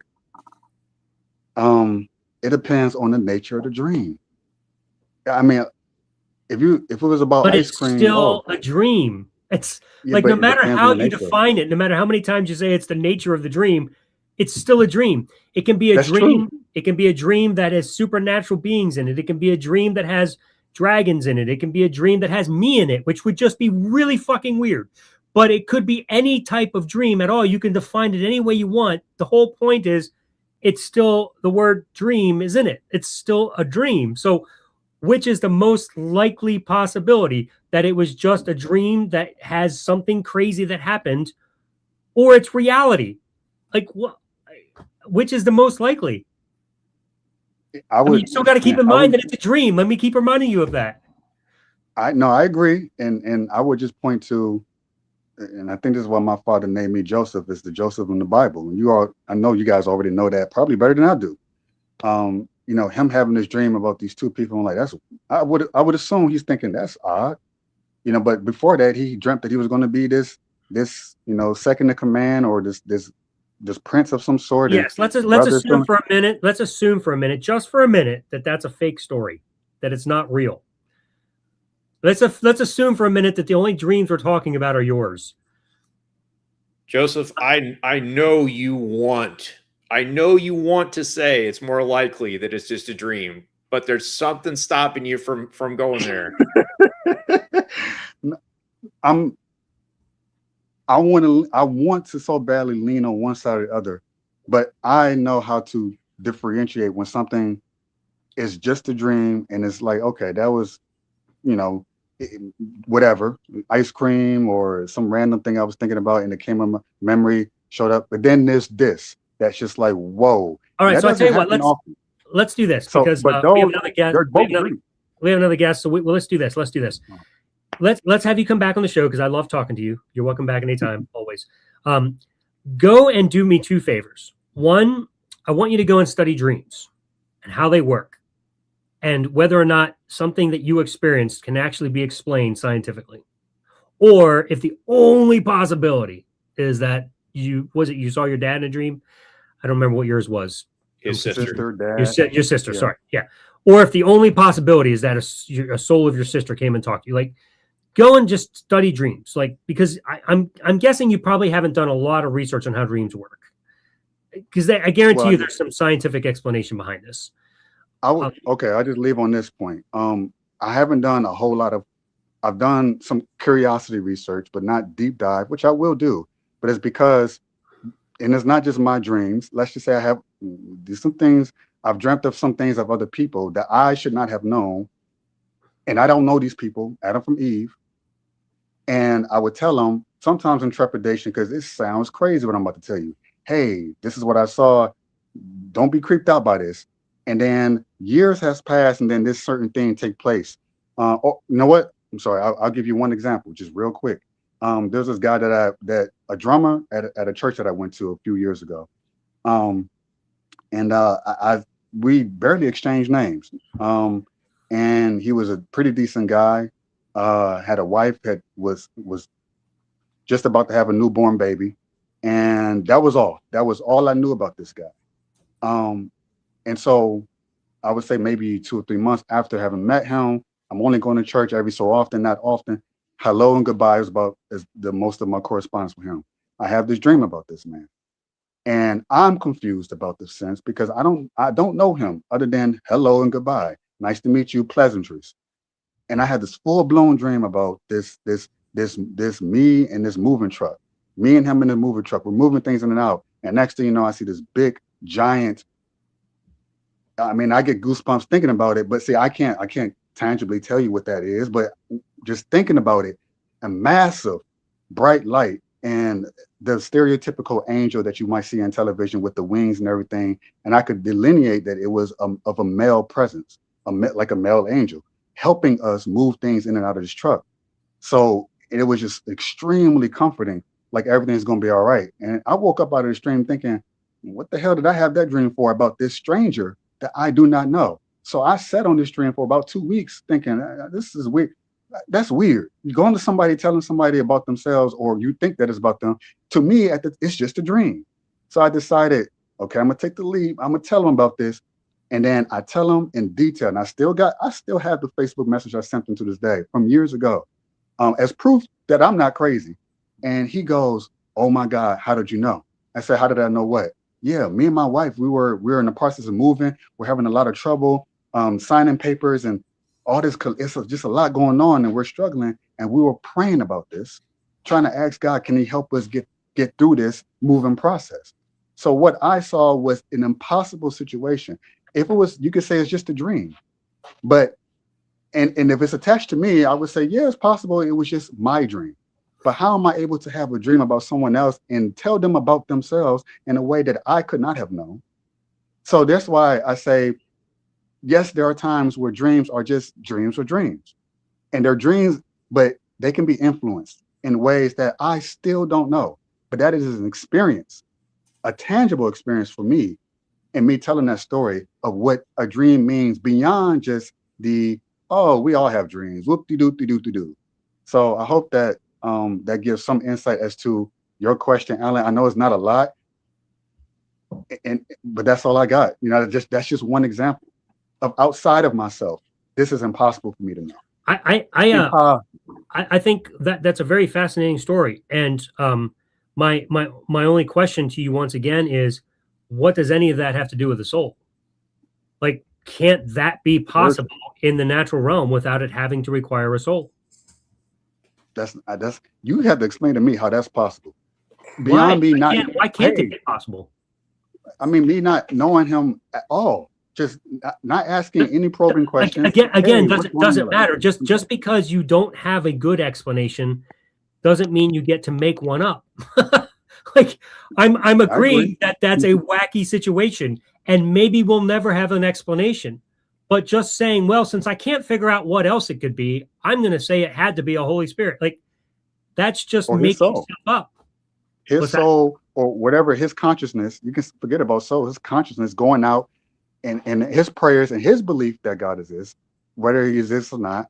And then me somehow receiving that from many miles away to a person that we don't know each other, and we still don't. The thing about dreams is that they tend to take place with things you know that you've encountered in the past that you don't even know really well. Sometimes it's like the latest show you watched or whatever. It's not something that requires a whole lot of knowledge about it. In fact, one of my questions in regards to this dream would be, do you remember what you were going through the night you had that dream? I was closer to God at that point than I am now. So I was more in tune. I don't mean broadly. Yeah. I mean, like, specifically that day. Do you remember? No, not that day. No. Okay. So it's hard to evaluate what actually was going on in that dream because you can't remember, and you have no way of evaluating it because you don't recall, and you can't live it again. You can't recall what actually happened. One of the theories they have about dreams is that every character in your dream is actually you. So that's a real That's fascinating interesting. thought. Yeah, you should look into that because I disagree, but that's interesting. well, that's fine. I'm just saying, like, that's one of the theories that they have on dreams. So, it could be that you were going through something and it just so happened to be something similar to what he was going through at the time. And you guys just correlated. So it could just be as simple as that as an explanation. And I'm just saying, like, because there are other possible explanations as to why these things happen, the dramatic leap to it had to be a spiritual person come talk to me is just unnecessary, is all I'm saying. So anyway, so let me go back to the thing that was. So the first thing I want you to do before the next time we talk is just look into dreams a little bit more because there's some really cool stuff about dreams. The second thing I want to ask you to do is go and figure out what method you used to determine that a soul exists or that the supernatural exists. Because I would like to know what method you're using. And if you can give me some way to test it, I would love to know what that is. If you don't know a way to test it and you're just guessing, you may be determining truth in a way that's not really reliable. So you might want to be careful with that. So that would be my only advice to you. And I'd love to know what method you're using. So other than that, the only other question I had for you, just because I'm curious, and then Elliot can finish out the conversation if he has anything else. My curious question is, if you did not believe in a soul, if a soul was not something that was inherent to you for immortality, like let me ask it a different way. If immortality was not something you had, and it wasn't important to you, like it just didn't matter, and you were at a point like Elliot and I were like, well, we don't have any reason to believe a soul exists. There's no immortality. We're just mortal beings. We're just going to live. We're going to die. And you may not want to answer this publicly, but if you want to, that's great because I'm curious. But if you don't want to, I understand that too. But I want you to think about the answer. How would your life be different? Would you live differently if you did not believe you had a soul and were immortal? I don't know. Hypothetical. Okay, let's assume I didn't believe. Okay. Would I live my life differently? Would I not be who I am today? No, I mean, you still be who you are today because you've already been here at this point. I'm not asking if your life would be different. I'm saying starting right now, like today, if you woke up and you were like, oh, well, I no longer believe in a soul. Would you do things differently going forward? If I did do things differently, I don't know what those things would be. Okay. It's a fair answer. And I don't think you can necessarily. I'm not sure it's a fair question. Some people might say, I'll just go be a heat. I just want to have as much sex as I want. I want to do as much drugs as I want. I want to experiment with this and that. Things that I was told I shouldn't do in the church or growing up. Naughty boy. And I'm going to do the naughty thing now. Yeah. Some people that's kind of what I'm asking. Like, if there were no ultimate eternal consequences for actually enjoying this life, would you do more things that you weren't allowed to do? I know it affected me. Like, it wasn't the reason I made that decision. But once I realized that wasn't a case for me and there was no eternal consequences, I was like, holy shit, there were so many things I just went out and enjoyed because I was like, what the hell am I doing? I'm like wasting my life. So it made a difference in my life. And I'm not asking you to make a decision about immortality because of the joy you could live. I'm not saying because that's not a good reason at all to do that. I was just curious if it would affect you. And I'm not sure it's a fair question because like I said, like you said, you can't know until you're there. So wouldn't that be similar to one more question? Wouldn't that be similar to someone who said, well, what if we didn't have a judicial system, a court of law, and everyone was basically living like Neanderthals at the time? You had to basically be your own law and govern yourself. Would you still be the person you are without the law telling you not to kill someone, not to rape someone, not to lie? Yes, I think the only thing the law does is it helps stop people who are immoral. Would do. What's that? Yeah, I don't think I need the law to be a good person. I think I would live exactly the same way today, tomorrow, and the rest of my life if there was no law. Would you say that? Speak for yourself. Well, you might not. I would. I don't have any.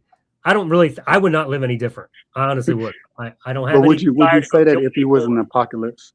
I'm sorry. Would you say that if he was like, you're starving, you have to feed your family, you normally wouldn't steal, you normally wouldn't kill for food and resources, but your child would starve and die if it wasn't for. So now you're having to make a choice. You normally wouldn't do it. So I would do that. You would never do it. I would do that now, even if there was law. If my family was dependent upon it, sure. Because now we're talking about a whole different thing. I mean, when it comes to ethics, this is a whole conversation that's going to go a whole different direction. But sure.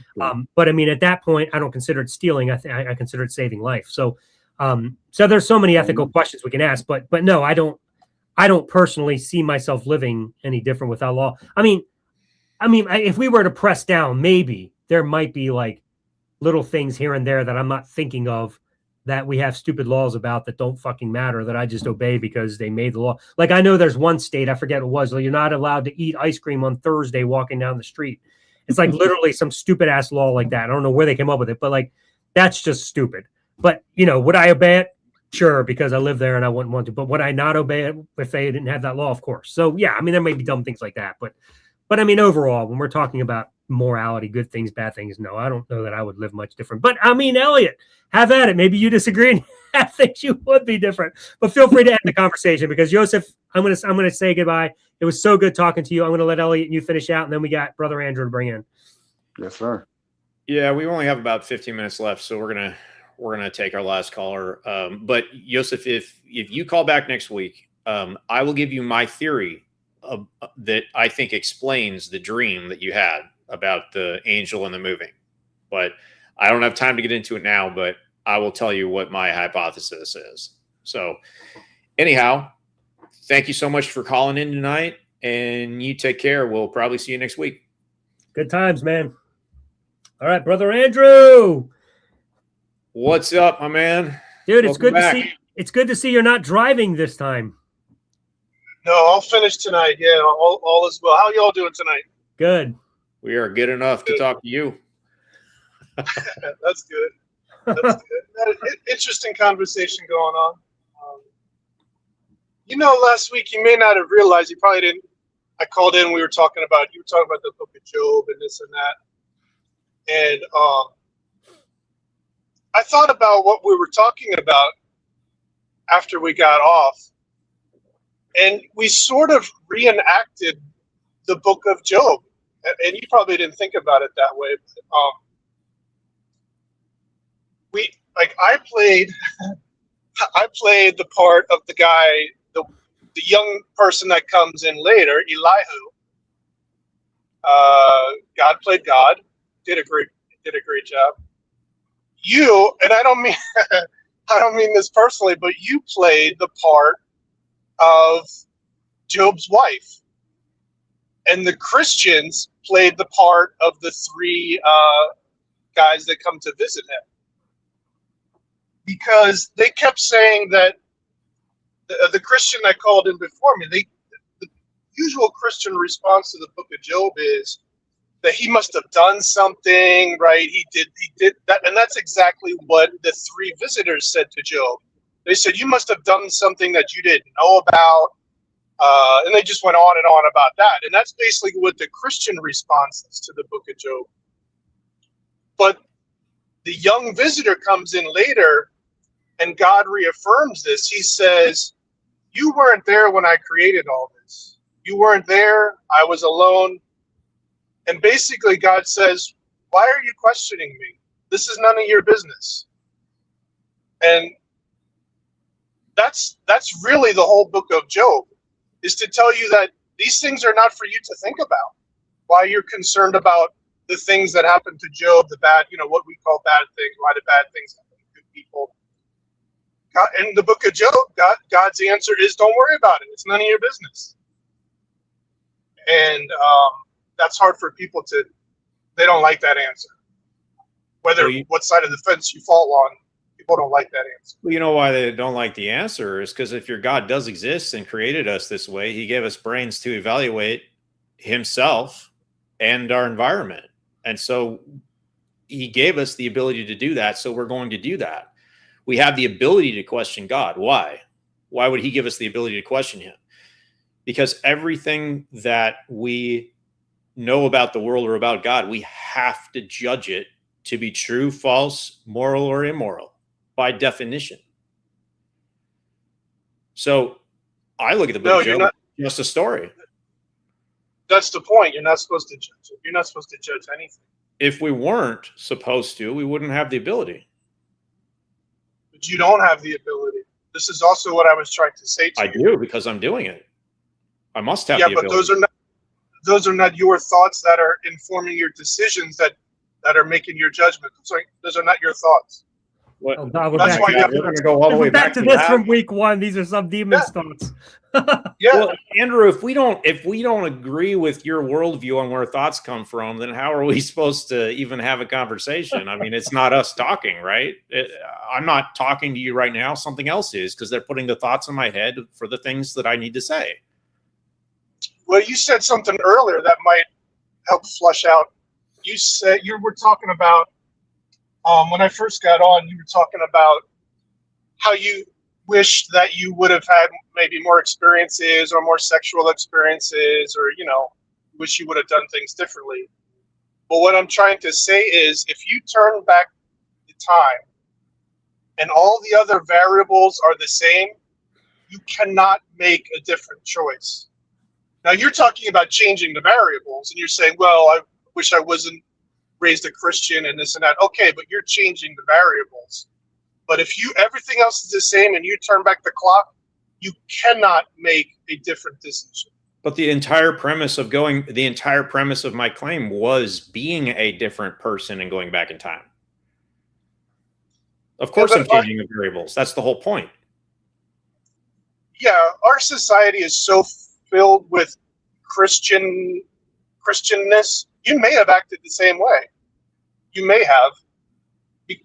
Not if it's me, my current me, going back in time and doing it over. That's the whole point. But you're changing the variables, so that's a whole other conversation. Well, by going back in time, I'd be changing the variables just by doing that. They're going to change no matter what. No, if you want to have a thought experiment and say, I want to go back in time exactly 1 year, you don't have to change the variables. What I'm saying is, if everything else is the same, you're the same person. It's just 1 year ago. You cannot make different choices. That's not the scenario that I was describing, though. Yeah, I know that. I'm just throwing a twist into it. I know that you were saying that the variables would have been different.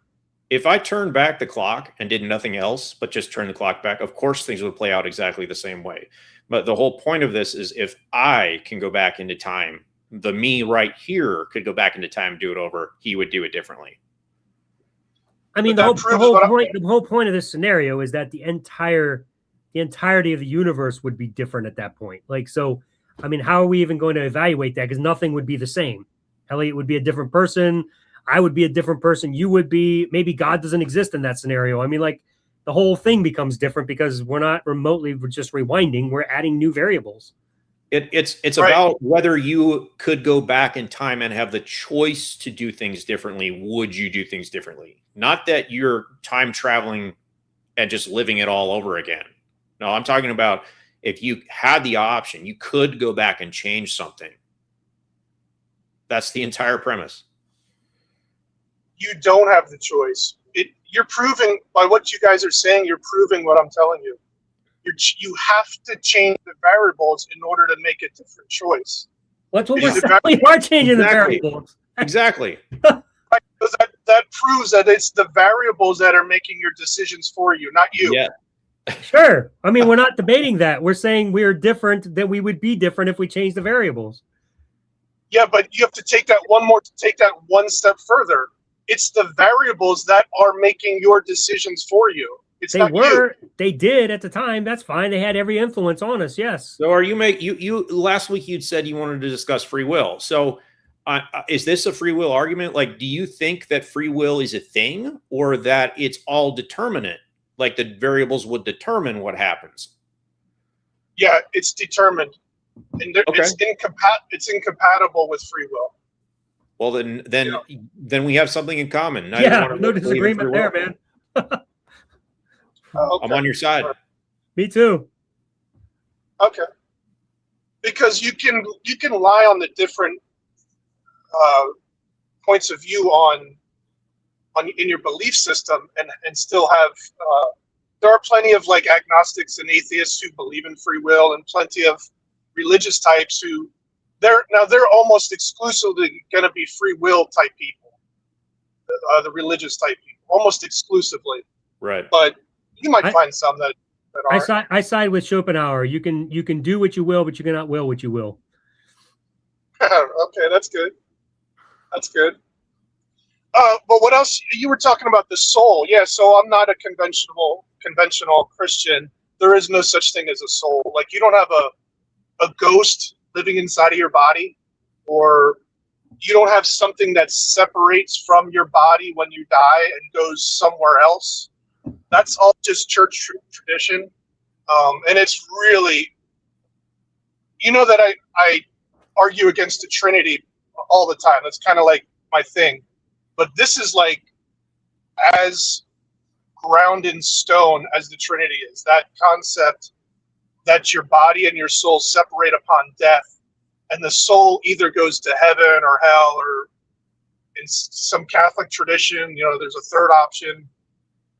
That is completely made up. All of that is completely made up. When the Bible talks about a soul or a spirit, it just means that you're alive. Like, this body has life.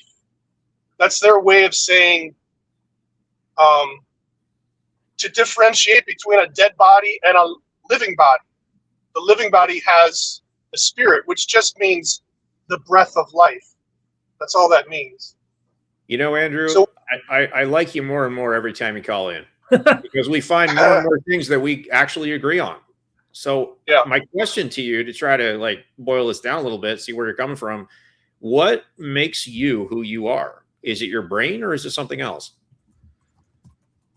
Well, I'm going to go back to what you guys don't really like to talk about. There is no me. There is no me. That's just my ego thinking that there's a me. It's just an illusion. Like, all of the things that I think about all day long and my opinions about things, it's just an illusion, because my ego is so huge.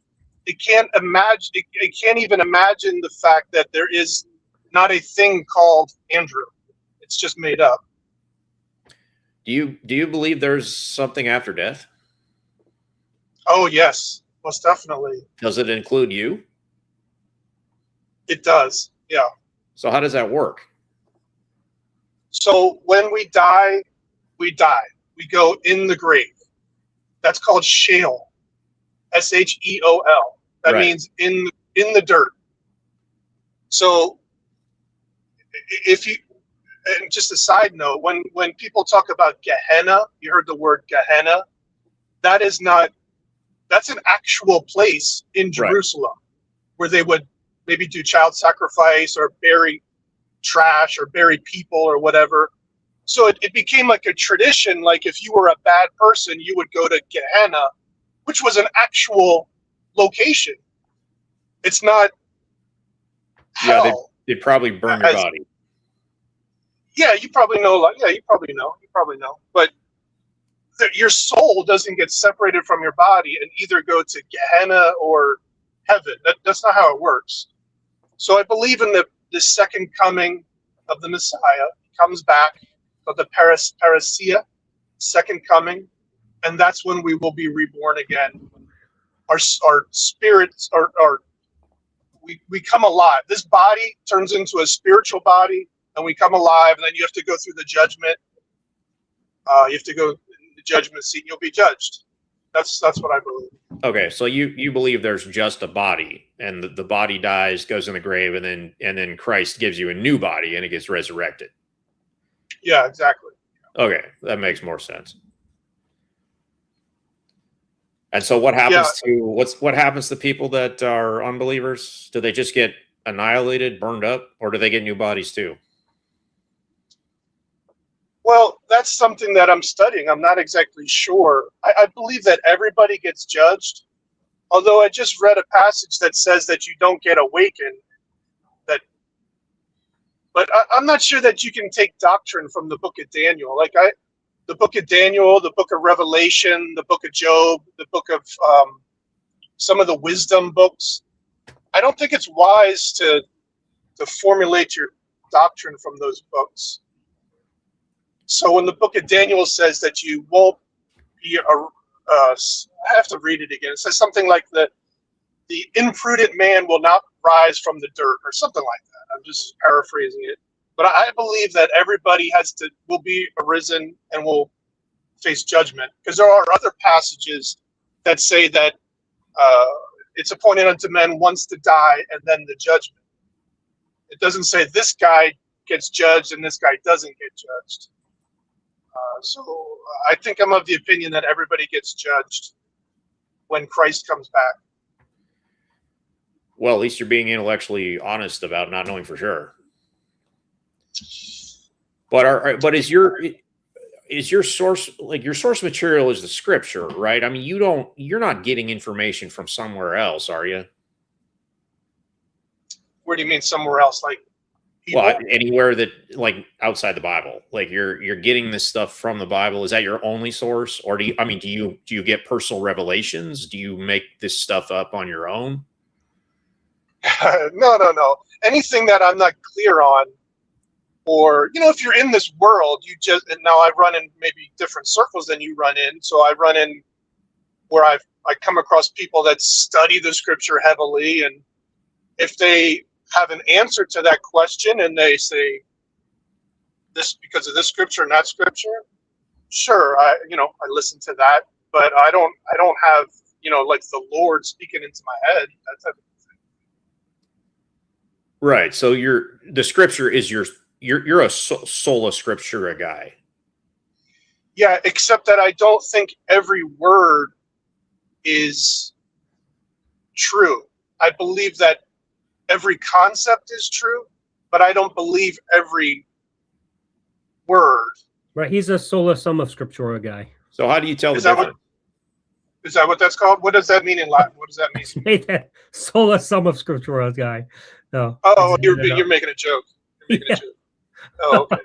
Hey, Elliot's question is a very good one. How do you tell the difference? So you've got this Bible here, and you're not getting it directly from God. I mean, you're not hearing God's voice. You're not having your own private revelations. So you've got this Bible, and you say that some of it can be taken truthfully, but some might be taken in a different way. How do you tell the difference?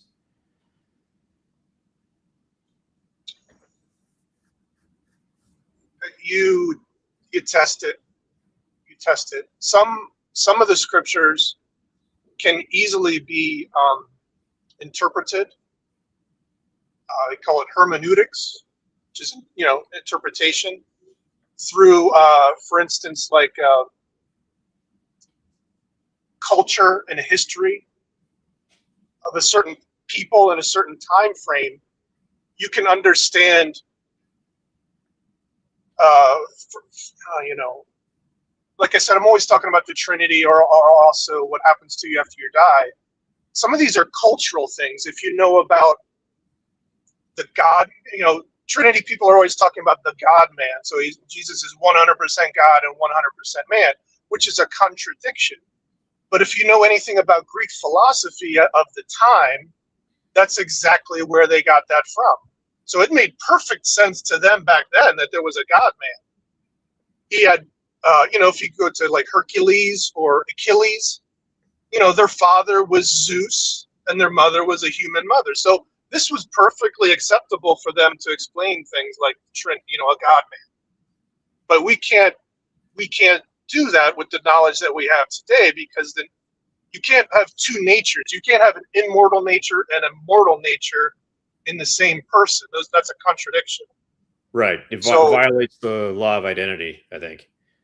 Right. Well, can you give me an example of some scripture that you have tested and you have found that it's actually not truthful? You mean besides just being added in, that we have records of it that only start at a certain point, we know it's added in? Or right, something other than that, like something that you believe was supposed to be in the Bible, but you've tested and you found that it's not a true statement, or it didn't actually happen. Have you found anything in the Bible that's not truthful? No. Well, there's an example. I think I might have mentioned this last week or the week before, sometime when I called in, was that how do we have a record of Jesus's prayer when he was by himself? I'm not sure that the writers. This is another thing that is very interesting in the tradition of writers back then. they didn't rely like that. We think of the truth as it's everything today, right? Like if something is not true, we just throw it in the trash. That's not how they wrote stories back then. They would actually say that the story that I make up is better than the truth. And that was a normal thing to do, where we don't even conceive that. We don't write that way today. It's automatically fiction if it's not 100% what happened.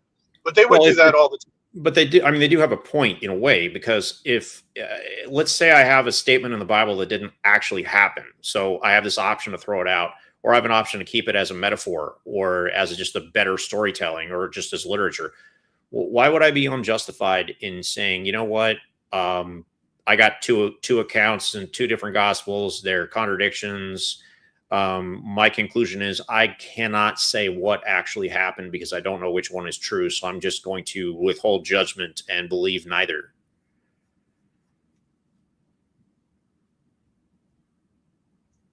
Why didn't the writer write it like that?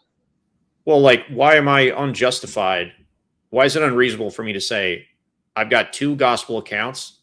They don't agree. They contradict each other directly.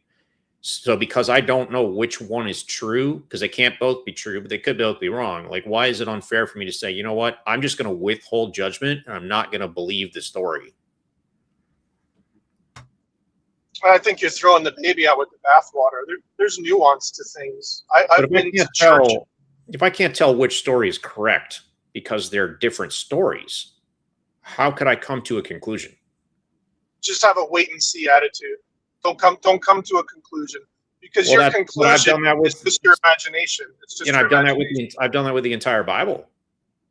I know that's a rash thing to do. That's a rash thing to do. I would just have a wait and see attitude if I was you. But if I have a wait and see attitude, that means I'm not actually currently believing it. I'm waiting to see. Yeah, that's okay. So I don't believe it. That's where I'm at. I don't believe it. And that's okay. That's okay. You're right. Believe it or not, you're right where God wants you to be. How do I know God? Right where, because He can work with you. If you're totally shut off, but how do you know God wants me in a position of indecision? Maybe He wants me to make a decision. You're saying I'm right where He wants me to be, but I'm not believing. Hey, you know what? I think this might be a great place to cut the conversation, because we do need to end, and next week's conversation might actually lend itself better to what we're talking about right here. So, Andrew, as normal, I'm sure you'll be back, which is fine. And we can pick up right where we left off. Is that okay with you, Elliot? Because I know you wanted to end it. Well, what is next week's topic then? So I'm going to go ahead and say that. So next week's topic is, can we grieve a God who never existed? So that's what we're going to be talking about next week. So we can probably tie that in there, because we're talking about not. I have no idea what that means yet, so I'm going to have to wait for your video to explain it. Well, I mean, we're just talking about those of us who have left faith. Is it possible to genuinely grieve something that you don't believe exists? And I think a lot of Christians will say you can't grieve God because you don't believe He exists. And I think it's possible to definitely be. I think it's definitely be in a place where, after you've believed in this God for your whole life and had all these emotions attached to it, to have sadness sometimes when you first leave, especially over the loss that was there. It wasn't actually a being, but all of the emotions that were tied to that, you're losing that connection that you thought you had. So we're just going to talk about that, and I'm hoping some theists or some atheists may call in who have left faith, and maybe we can have some good conversations with them about that too. Hey, and maybe by next week, Brother Andrew will be an atheist, and he can tell us about how he grieves finding out God wasn't real. There you go. There you go. Well, we can talk about grieving over not believing Scripture too, if you want, or whatever. I don't know. Anyway, that's the topic next week. We'll watch. Everybody can check out. So that brings it up to the Unravelation series as well. How those of faith find freedom. So make sure you subscribe to the Unraveler channel. The info for that, the link for that is in the info below. So make sure you do that and check out my weekly series. There's 2 episodes that release every week. The newest one released today. I didn't get a chance to get it done yesterday for the first time. I missed a Monday. But it's up today, so you can check that out, having to do with this week's episode. So will Thursdays. But I encourage you to check that out because next Monday will be the first episode dealing with grieving God, and then Thursdays will as well. So make sure you check that out. Don't forget to join us on Deconversion Nation on Facebook. We'd love to have you. It's a great place to come and ask questions to atheists because I know a lot of Christians don't get a chance to talk to atheists. We've even experienced that here. I think Andrew, first time he called, said, I've never actually talked to an atheist. So it's pretty cool. And so it's a great chance for you to come over and talk to people you may never have talked to before in their belief systems and ask them genuine questions. So that's Deconversion Nation. And then tomorrow night's Kelly King and Drew Beckius in Life After Faith. Their topic is activism and finding your thing. So make sure you join them tomorrow night. That is specifically for ex-Christians or ex-theists, I guess. So if you want to call in and talk to them, if you need some help getting by, they're the show to talk to. And if you miss it tomorrow, we're going to be here next Tuesday at 6 p.m. Eastern, as usual. We hope that you'll join us to talk next week about grieving God. That'll be a good conversation. We'll have some fun times. Anyway, with that being said, Andrew, I'm going to kick you if you don't mind, and we will see you next week, brother. Thank you. Yeah, sorry we didn't have more time. I was enjoying it, though. It was, but you asked me to end it tonight, Elliot, at some point because we both had a long day, unfortunately. It's already 2.5 hours, 2 hours and 10 minutes, so we got to call it. But nothing to do with you, Andrew. It's just we wanted to end it tonight a little earlier than last week. So we'll talk to you next week, buddy. I'll talk to you soon. Bye-bye. Take care. All right. So that being said, that's the lineup for the week. Let's talk on Sunday nights. Deconversionists, as usual, at 5 p.m. Central. Here on Tuesdays, Wednesdays, Life After Faith, Critical Call Thursdays, and the Thought Experiment every other Friday. Hopefully you all caught the debate I just had with James Press. That was a good time. And then I just had one this past week on 21st Century Mind. I caught that one. Yeah, did you? Okay, good. I didn't see you there. So I can't say it was a good time. You can't say Maybe it was for you guys, but not for the viewers. Oh, yeah? Well, we'll have to talk about that off screen then. So let's talk about that after the show. So anybody else, we hope you have a good night. Thank you for joining us tonight, as usual, on the Deconversionists. Remember, every Christian has their own version of Christianity. We're here to unravel your conversion. See you next week, everybody.